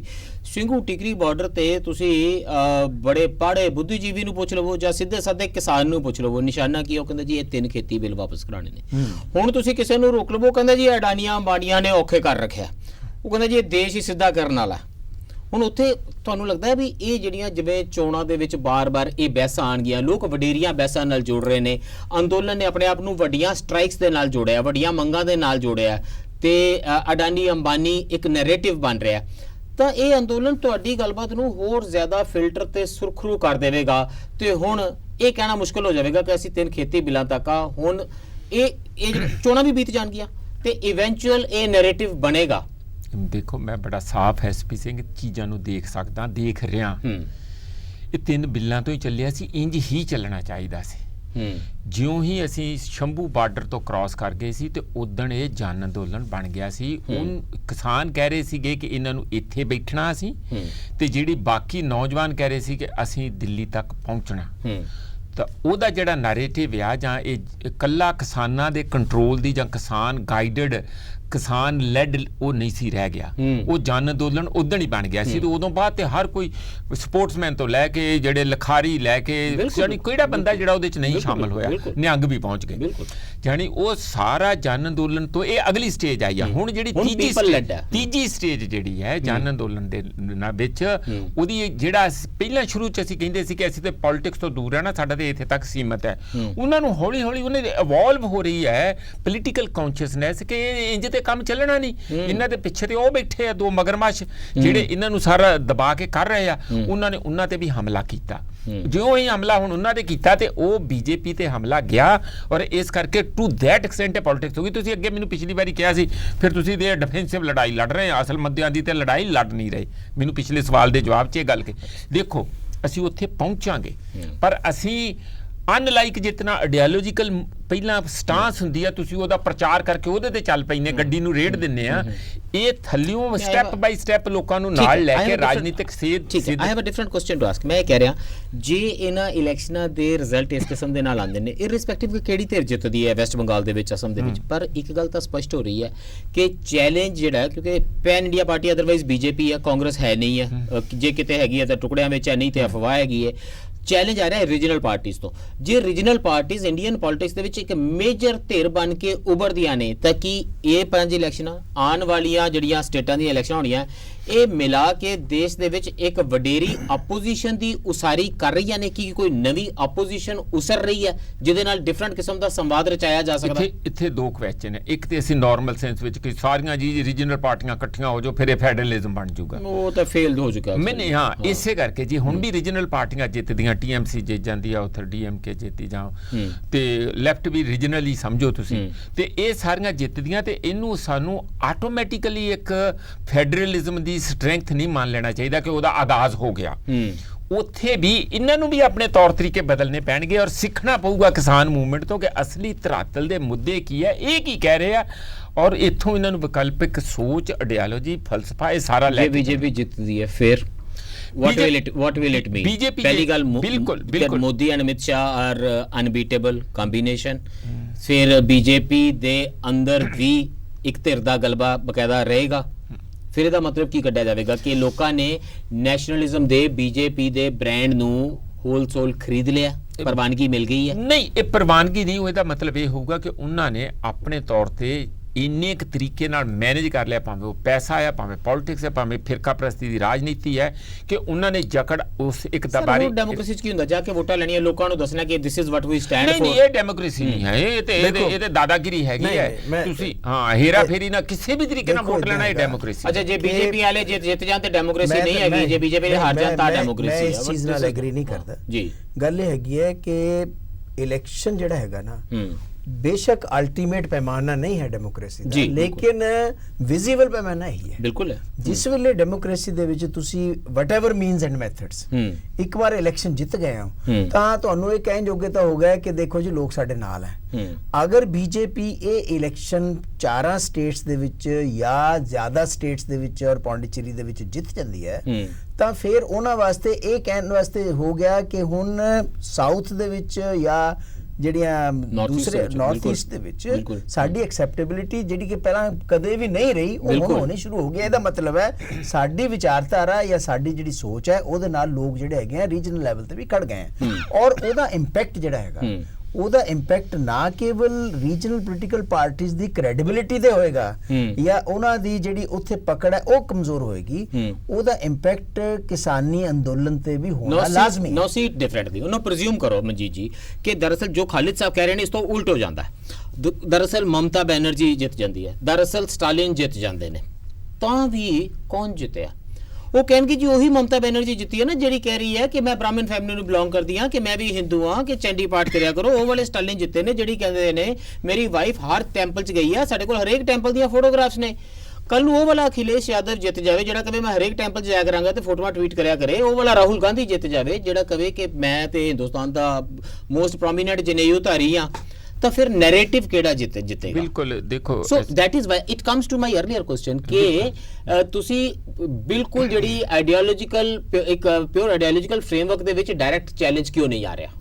ਨਹੀਂ ਅਜੇ ਕਿਉਂਕਿ ਵਡੇਰੀ ਜਨ, ਮੈਂ ਕਿਸਾਨ ਅੰਦੋਲਨ ਤੋਂ ਨਹੀਂ ਕਹਿ ਰਿਹਾ, ਵਡੇਰੀ ਜਨ ਮੂਵਮੈਂਟ ਤੋਂ, ਜਨ ਅੰਦੋਲਨ ਤੋਂ ਜਿਹੜਾ ਚੈਲੰਜ ਆ ਉਹ ਤਾਂ ਪਿਓਰਲੀ ਆਈਡੀਓਲੋਜੀਕਲੀ ਸਾਫ਼ ਹੋਣਾ ਚਾਹੀਦਾ, ਸਪਸ਼ਟ ਹੋਣਾ ਚਾਹੀਦਾ। ਆਪਾਂ ਜਾਣਬੁੱਝ ਕੇ ਨਾ ਮਤਲਬ ਜ਼ਬਰਦਸਤੀ ਕਿਵੇਂ ਉਮੀਦ ਕਰੀਏ? ਤੁਸੀਂ ਲੋਕਾਂ ਦੀਆਂ ਹਾਲਾਤ ਤੇ ਥੱਲੇ ਹਾਲਾਤ ਸੋਸ਼ੀਓਲੋਜਿਸਟ ਨਾਟ ਐਜ਼ ਰਿਪਰੈਜ਼ੈਂਟੇਟਿਵ ਆਫ ਕਿਸਾਨ ਅੰਦੋਲਨ, ਐਜ਼ ਅ ਸੋਸ਼ੀਓਲੋਜਿਸਟ ਦੱਸੋ ਕਿ ਇਹ ਚੈਲੰਜ ਜਨ ਅੰਦੋਲਨ ਕਿਉਂ ਨਹੀਂ ਬਣਾ ਪਾ ਰਹੇ? ਉਹ ਮੈਂ ਇਹੀ ਗੱਲ ਕਹਿ ਰਿਹਾ ਕਿ ਜੇ ਤੁਸੀਂ ਜਨ ਨੂੰ ਜਿਨ੍ਹਾਂ ਦੇ ਅੰਦੋਲਨ ਦੀ ਅਸੀਂ ਉਮੀਦ ਕਰਦੇ ਹੋ, ਜਨ ਦੇਖੋ ਤੁਸੀਂ ਉਹਦੀ ਹਾਲਤ ਕੀ ਹੈ। ਉਹਨੂੰ ਤਾਂ 2 ਡੰਗ ਦੀ ਰੋਟੀ ਨਸੀਬ ਨਹੀਂ ਹੁੰਦੀ, ਉਹਨੂੰ ਪੋਲੀਟੀਕਲ ਕੌਨਸ਼ੀਅਸਨੈਸ ਉਸ ਕਿਸਮ ਦਾ ਕਹਿਣਾ ਕਿ ਉਹ ਕਿਉਂ ਨਹੀਂ ਉੱਭਰ ਕੇ ਆ ਰਿਹਾ। ਟੋਟਲ ਰੈਵੋਲੂਸ਼ਨ ਦਾ ਨਾਰਾ ਲੈ ਕੇ ਆਏ ਸੀ ਉਹ ਕਿੰਨੇ ਕੁ ਅਮੀਰ ਸੀਗਾ ਸਰ? ਆਉਣ ਵਾਲੇ ਸਮੇਂ 'ਚ ਨਹੀਂ, ਦੇਖੋ ਹੁਣ ਤੁਸੀਂ ਉਸ ਗੱਲਾਂ ਨੂੰ ਆਪਾਂ ਰਿਪੀਟ ਨਹੀਂ ਕਰ ਸਕਦੇ ਹੁੰਦੇ, ਅੱਜ ਹਾਲਾਤ ਬਿਲਕੁਲ ਅਲੱਗ ਆ। ਮੇਰੀ ਅਗਲੀ ਗੱਲ ਤੁਹਾਨੂੰ ਜਿਹੜੀ ਉੱਥੋਂ ਤੁਹਾਨੂੰ ਸ਼ਾਇਦ ਲੱਗੂਗਾ ਕਿ ਮੈਂ ਕੁਛ ਨਾ ਕੁਛ ਦਮਖਮ ਹੈ ਆਰਗੂਮੈਂਟ 'ਚ, ਉਹ ਇਹ ਹੈ ਕਿ ਆਉਣ ਵਾਲੇ ਸਮੇਂ 'ਚ ਜਿਸ ਵੱਡੇ ਪੱਧਰ ਤੇ ਪਬਲਿਕ ਸੈਕਟਰ ਨੂੰ ਢਾਹ ਢੇਰੀ ਲਾ ਕੇ, ਪਹਿਲਾਂ ਤੁਸੀਂ ਬੈਂਕਾਂ ਦੇ EMPLOYEES ਦਾ ਜਿਹੜੀ ਹੜਤਾਲ ਵੱਡੇ ਪੱਧਰ ਤੇ 2 ਦਿਨ ਦੀ ਦੇਖੀ, ਸਾਰਿਆਂ ਦੇ ਤਨਖਾਹਾਂ ਕੱਟੀਆਂ ਉਹਨਾਂ ਦੀਆਂ, ਔਰ ਜਿੰਨੀਆਂ ਲੇਡੀਜ਼ ਜਿੰਨੇ ਦਬੰਗੀ ਦੇ ਨਾਲ ਬੋਲ ਰਹੀਆਂ ਸੀ, ਉੱਥੋਂ ਅੰਦਾਜ਼ਾ ਲੱਗਦਾ ਕਿ ਗੁੱਸੇ ਦਾ ਪੱਧਰ ਕੀ। ਕੱਲ LIC ਵਾਲਿਆਂ ਨੇ ਕੀਤੀ ਆ, ਆਉਣ ਵਾਲੇ ਸਮੇਂ 'ਚ ਤੁਸੀਂ ਰੇਲਵੇ ਤੋਂ 90,000 ਕਰੋੜ ਰੁਪਈਆ ਰੇਲਵੇ ਤੋਂ ਕਰਨਾ, 150 ਗੱਡੀਆਂ ਵੇਚਣੀਆਂ, 50 ਰੇਲਵੇ ਸਟੇਸ਼ਨ ਵੇਚਣੇ। ਇਹ ਸਾਰੇ ਬੰਦੇ ਕੁੱਲ ਮਿਲਾ ਕੇ BSNL ਦਾ ਵੀ ਦੇਖ ਲਿਓ, ਉਹਨਾਂ ਦੇ 80,000 ਜਿਹੜੇ ਬੰਦੇ VRS ਵਿੱਚ ਕੱਢਤੇ BSNL ਦੇ, ਇਹ ਸਾਰੇ ਬੰਦੇ ਇਕੱਠੇ ਹੋ ਕੇ ਇਹ ਅੰਦੋਲਨ ਬਣ ਰਿਹਾ, ਆਲਰੇਡੀ ਬਣ ਜੂਗਾ, ਕਿਉਂਕਿ ਜਿੰਨੀ ਇਹ ਸੈਂਟਰਲਾਈਜੇਸ਼ਨ ਕਰ ਰਹੇ ਆ, ਭਾਵੇਂ ਉਹ ਆਰਥਿਕ ਤੌਰ ਤੇ, ਰਾਜਨੀਤਿਕ ਤੌਰ ਤੇ, ਵਿਦਨ BJP ਇੰਨੀ ਕਰ ਰਹੇ ਦਾਦਾਗਿਰੀ, ਇਸ ਨੂੰ ਚਲਾਉਣਾ ਲੰਬੇ ਦੌਰ 'ਚ ਮੁਸ਼ਕਲ ਆ। ਔਰ ਉਹਦੇ ਵਿੱਚੋਂ ਹੀ ਜਿਹੜਾ ਤੁਹਾਡਾ ਰੀਜਨਲ ਪਾਰਟੀਆਂ ਦਾ ਆ, ਬਿਲਕੁਲ ਉਹਨਾਂ ਨੂੰ ਵੀ ਨਵੇਂ ਤਰੀਕੇ ਨਾਲ ਨਵੇਂ ਡਿਸਕੋਰਸ ਵਿੱਚ ਆਉਣਾ ਪਊਗਾ, ਨਹੀਂ ਤੇ ਉਹ ਆਪਣੇ ਆਪ ਹੀ ਹੌਲੀ ਹੌਲੀ ਇੱਕ ਨਵੇਂ ਦਬਾਅ 'ਚ ਇੱਕ ਵਿਕਲਪ ਦੇ ਡਿਸਕੋਰਸ ਤੇ ਹੈ ਨਹੀਂ ਹੈ ਨਾ, that is the question, that is the question, ਨਵਾਂ ਡਿਸਕੋਰਸ ਹੈ ਨਹੀਂ ਹੈ। ਆਰ ਵੀ ਅਪੋਜ਼ਿੰਗ ਦਾ ਆਪੋਨੈਂਟ? ਮੈਂ ਤੁਹਾਨੂੰ ਦੱਸਦਾ, ਵਿਰੋਧੀ ਦਾ ਵਿਰੋਧ ਵੀ ਕਰ ਰਹੇ ਆ। ਇੱਥੇ ਵਿਰੋਧਤਾ ਤਾਂ ਇਸ ਵੇਲੇ ਹੈ ਨਹੀਂ, ਵਿਰੋਧਤਾ ਨਹੀਂ ਹੈ। ਜਿਸ ਤਰੀਕੇ ਦੇ ਨਾਲ ਜਿਵੇਂ ਕਹਿ ਰਹੇ ਹੈ ਕਿ ਕਾਫੀ ਜ਼ਿਆਦਾ ਰਿਜ਼ੈਂਟਮੈਂਟ ਹੈਗੀ ਹੈ, ਉਹ ਰਿਜ਼ੈਂਟਮੈਂਟ ਜਿਹੜੀ ਹੈਗੀ ਹੈ ਉਹ ਸਟਰੀਟ ਤੇ ਅਜੇ ਨਜ਼ਰ ਨਹੀਂ ਆ ਰਹੀ। ਸਿਰਫ ਜਨ ਅੰਦੋਲਨ ਹੀ ਹੈ ਨਾ, ਕਿਸਾਨ ਅੰਦੋਲਨ ਹੀ ਹੈ ਨਾ ਇੱਕ, ਬਾਕੀ ਤਾਂ ਇੱਕ ਦਿਨ ਸਟ੍ਰਾਈਕ ਕੀਤੀ, ਉਸ ਤੋਂ ਬਾਅਦ ਖਤਮ ਹੋ ਗਈ, ਦੂਸਰੇ ਦਿਨ ਉਹ ਕੰਮ ਤੇ ਚਲੇਗਾ, ਉਹ ਕਹਿੰਦਾ ਠੀਕ ਹੈ ਜੀ ਅਸੀਂ ਤੁਹਾਡੀਆਂ ਪੋਸਟਾਂ ਨਹੀਂ ਜਾਣ ਦਿਆਂਗੇ। ਨਹੀਂ ਖਾਲਿਦ ਜੀ ਇੱਕ ਮਿੰਟ, ਤੁਸੀਂ ਇੱਕ ਮਿੰਟ ਨਹੀਂ, ਤੁਸੀਂ ਇਸ ਦਾ ਜਵਾਬ ਜ਼ਰੂਰ ਦੇ ਦਿਓ, ਨਾਲ ਦੇ ਦਿਓ। ਮੇਰਾ ਇੰਨਾ ਹੀ ਕਹਿਣਾ ਆ ਕਿ 3 ਸੂਬਿਆਂ ਦੇ ਵਿੱਚ ਜਾਂ ਚੌਥੇ ਤੁਸੀਂ ਰਾਜਸਥਾਨ ਨੂੰ ਵੀ ਮੜ ਜਾ ਸਮਝ ਲਓ, BJP ਬਾਹਰ ਨਹੀਂ ਨਿਕਲ ਸਕਦੀ। ਹੋਰ ਜਨ ਅੰਦੋਲਨ ਕੀ ਹੁੰਦਾ? ਘਰੋਂ ਬਾਹਰ ਨਹੀਂ ਨਿਕਲ ਸਕਦੀ। ਠੀਕ ਹੈ ਜੀ, ਬਾਹਰ ਨਹੀਂ, ਉਹ ਥੱਲੇ ਨਹੀਂ ਉਤਰ ਸਕਦੇ, ਅਸਮਾਨ ਤੋਂ ਹੈਲੀਕਾਪਟਰ ਨਹੀਂ ਉਤਰ ਰਹੇ। ਦੇਖੋ ਗੱਲ ਹੈਗੀ ਹੈ, ਅਗਰ ਉਹਨਾਂ ਕੋਲ ਮੈਜੋਰਿਟੀ ਆ ਜਾਂਦੀ ਹੈ ਇਹਨਾਂ ਸਟੇਟਸ ਦੇ ਵਿੱਚ, ਆਪਾਂ ਬੇਸਿਕਲੀ ਜਿਹੜਾ ਹੈਗਾ ਚਾਰੇ ਸਟੇਟ ਔਰ ਪੌਂਡੀਚੇਰੀ ਦੀ ਗੱਲ ਹੈ, ਤਾਂ BJP ਦਾ ਜਿਹੜਾ ਨੈਸ਼ਨਲ ਨੈਰੇਟਿਵ ਹੋਏਗਾ ਬਿਲਕੁਲ ਡਿਫਰੈਂਟ ਹੋਏਗਾ, ਕਿਉਂਕਿ ਉਹ ਕਹਿਣਗੇ ਵੀ ਦੇਖੋ ਸਾਡੀ ਐਕਸੈਪਟੇਬਿਲਿਟੀ ਹੈ। ਮੈਂ ਇਲੈਕਸ਼ਨ ਦੇ ਵਿੱਚ ਮੈਨੂੰ ਬ੍ਰੇਕਲੀ ਰੁਕਣ ਲਈ ਕਿਹਾ ਜਾ ਰਿਹਾ, ਮੈਂ but we will remain on this point. Largely ਅਸੀਂ ਡਿਸਕਸ ਕਰ ਰਹੇ ਹਾਂ ਕਿ ਪਾਰਟੀਜ਼ਨ ਇਲੈਕਟੋਰਲ ਪੋਲਿਟਿਕਸ ਦੇ ਵਿੱਚ ਔਰ and it is all about democracy, ਉਹਦੇ ਵਿੱਚ ਡੈਮੋਕ੍ਰੇਸੀ ਦੇ ਵੱਡੇ ਸਵਾਲਾਂ ਦੇ ਉੱਤੇ ਅਸੀਂ ਆਪਣੇ ਆਪ ਨੂੰ ਮੁਖਾਤਿਬ ਕਿਉਂ ਨਹੀਂ ਹੋ ਰਹੇ, ਜਦ ਕਿ ਅਸੀਂ ਦਰਅਸਲ ਇੱਕ ਭਖਵੀ ਇਲੈਕਸ਼ਨ ਲੜ ਰਹੇ ਹਾਂ ਤੇ ਪਿੜ ਮਗਿਆ ਹੋਇਆ। Will talk about this after this break.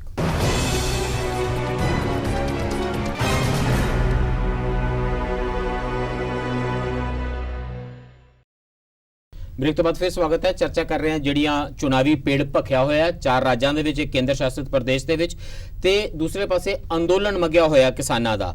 ਅੰਦੋਲਨ ਚੋਣਾਂ ਨੂੰ ਕਿੱਦਾਂ ਪ੍ਰਭਾਵਿਤ ਕਰ ਰਿਹਾ ਤੇ ਚੋਣਾਂ ਦੇ ਨਤੀਜੇ ਅੰਦੋਲਨ ਨੂੰ ਕੱਲ੍ਹ ਨੂੰ ਕਿਵੇਂ ਪ੍ਰਭਾਵਿਤ ਕਰ ਸਕਦੇ ਨੇ? ਸਾਡੇ ਨਾਲ ਚਰਚਾ ਵਿੱਚ ਸ਼ਾਮਲ ਨੇ ਪ੍ਰੋਫੈਸਰ ਮਨਜੀਤ ਸਿੰਘ ਜੀ ਅਤੇ ਪ੍ਰੋਫੈਸਰ ਮੁਹੰਮਦ ਖਾਲਿਦ ਜੀ। ਮਨਜੀਤ ਜੀ, ਵਟ ਵੀ ਵਰ ਡਿਸਕਸਿੰਗ ਇਜ਼ ਦਿਸ, ਤੁਸੀਂ ਚੋਣਾਂ ਵਿਰੋਧੀ ਪਾਰਟੀਆਂ ਲੜ ਰਹੀਆਂ ਨੇ, BJP ਉਸ ਘੋਲ ਦੇ ਵਿੱਚ ਹੈ, ਕਿਸਾਨ ਅੰਦੋਲਨ ਉਹਨਾਂ ਚੋਣਾਂ ਵਿੱਚ ਜਾ ਕੇ ਇੱਕ ਇੰਟਰਵੈਂਸ਼ਨ ਕਰ ਰਿਹਾ।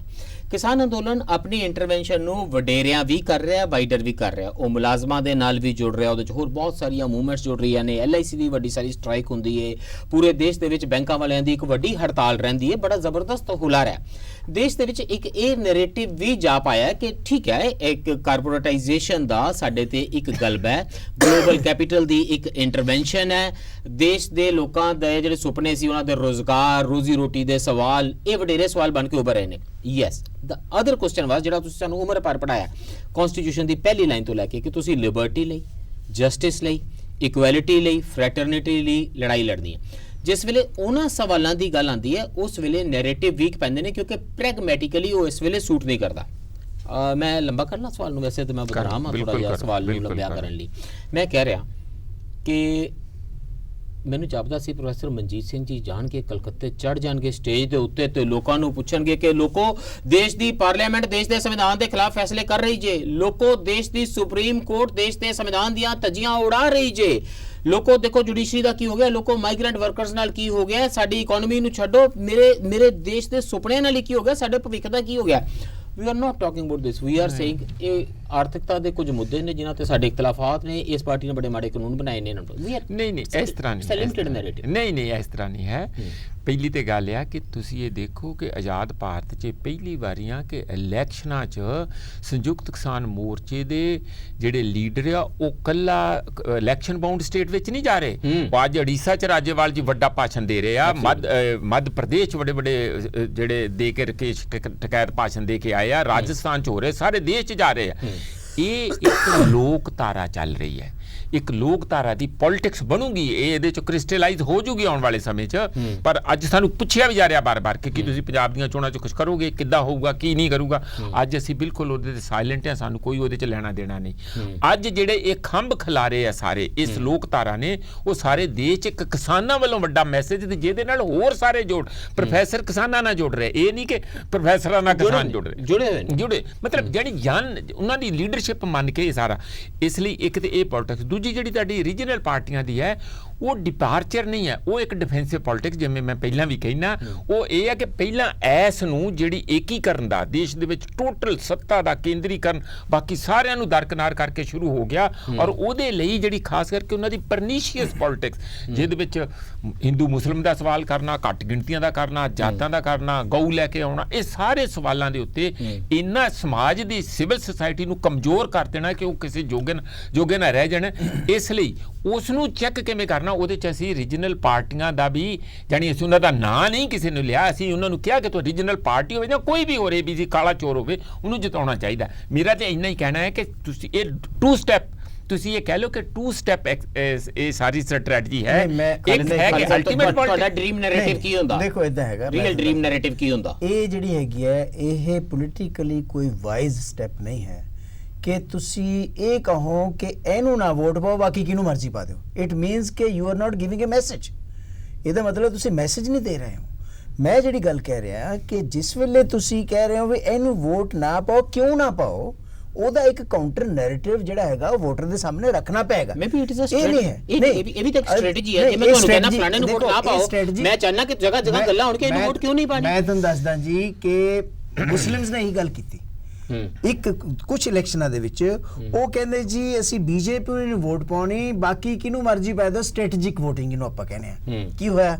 ਮੁਸਲਮਾਨ ਜਿਹੜਾ ਹੈਗਾ ਉਹ ਬਿਲਕੁਲ ਹਾਸ਼ੀਏ ਤੇ ਚੱਲਿਆ ਪੋਲੀਟੀਕਲ ਸਪੈਕਟਰਮ ਦੇ ਉੱਪਰ, ਆਪਾਂ ਦੇਖ ਰਹੇ ਹਾਂ। ਉਹਨਾਂ ਨੇ ਕਿਹਾ ਵੀ ਠੀਕ ਹੈ ਤੁਸੀਂ ਇਦਾਂ ਕਰਦੇ ਹੋ ਨਾ, ਅਸੀਂ ਤੁਹਾਡੀ ਵੋਟ ਨੂੰ ਬਿਲਕੁਲ ਹੀ ਨੀਲ ਕਰਕੇ ਚੱਲ ਰਹੇ ਹਾਂ ਅੱਗੇ। ਇਹ ਹੋਇਆ ਪਿਛਲੇ 2 ਇਲੈਕਸ਼ਨਾਂ ਦੇ ਵਿੱਚ ਆਪਾਂ ਨੇ ਦੇਖਿਆ। ਇਸੇ ਤਰੀਕੇ ਦੇ ਨਾਲ ਜਿਸ ਵੇਲੇ ਤੁਸੀਂ, ਇਹ ਜ਼ਰੂਰ ਹੈ ਕਿ ਜੋ ਕੁਝ ਵੀ ਇਸ ਵੇਲੇ ਹੋ ਰਿਹਾ, ਚਾਹੇ ਕਿਸਾਨ ਅੰਦੋਲਨ ਹੈ, ਚਾਹੇ ਜਿੰਨੀਆਂ ਵੀ ਸਟ੍ਰਾਈਕਸ ਹੈ, ਸਾਰਾ ਕੁਝ ਹੈ, ਉਹਦੇ ਵਿੱਚ ਇੱਕ ਨਵਾਂ ਨੈਰੇਟਿਵ ਤਾਂ ਉੱਭਰਿਆ।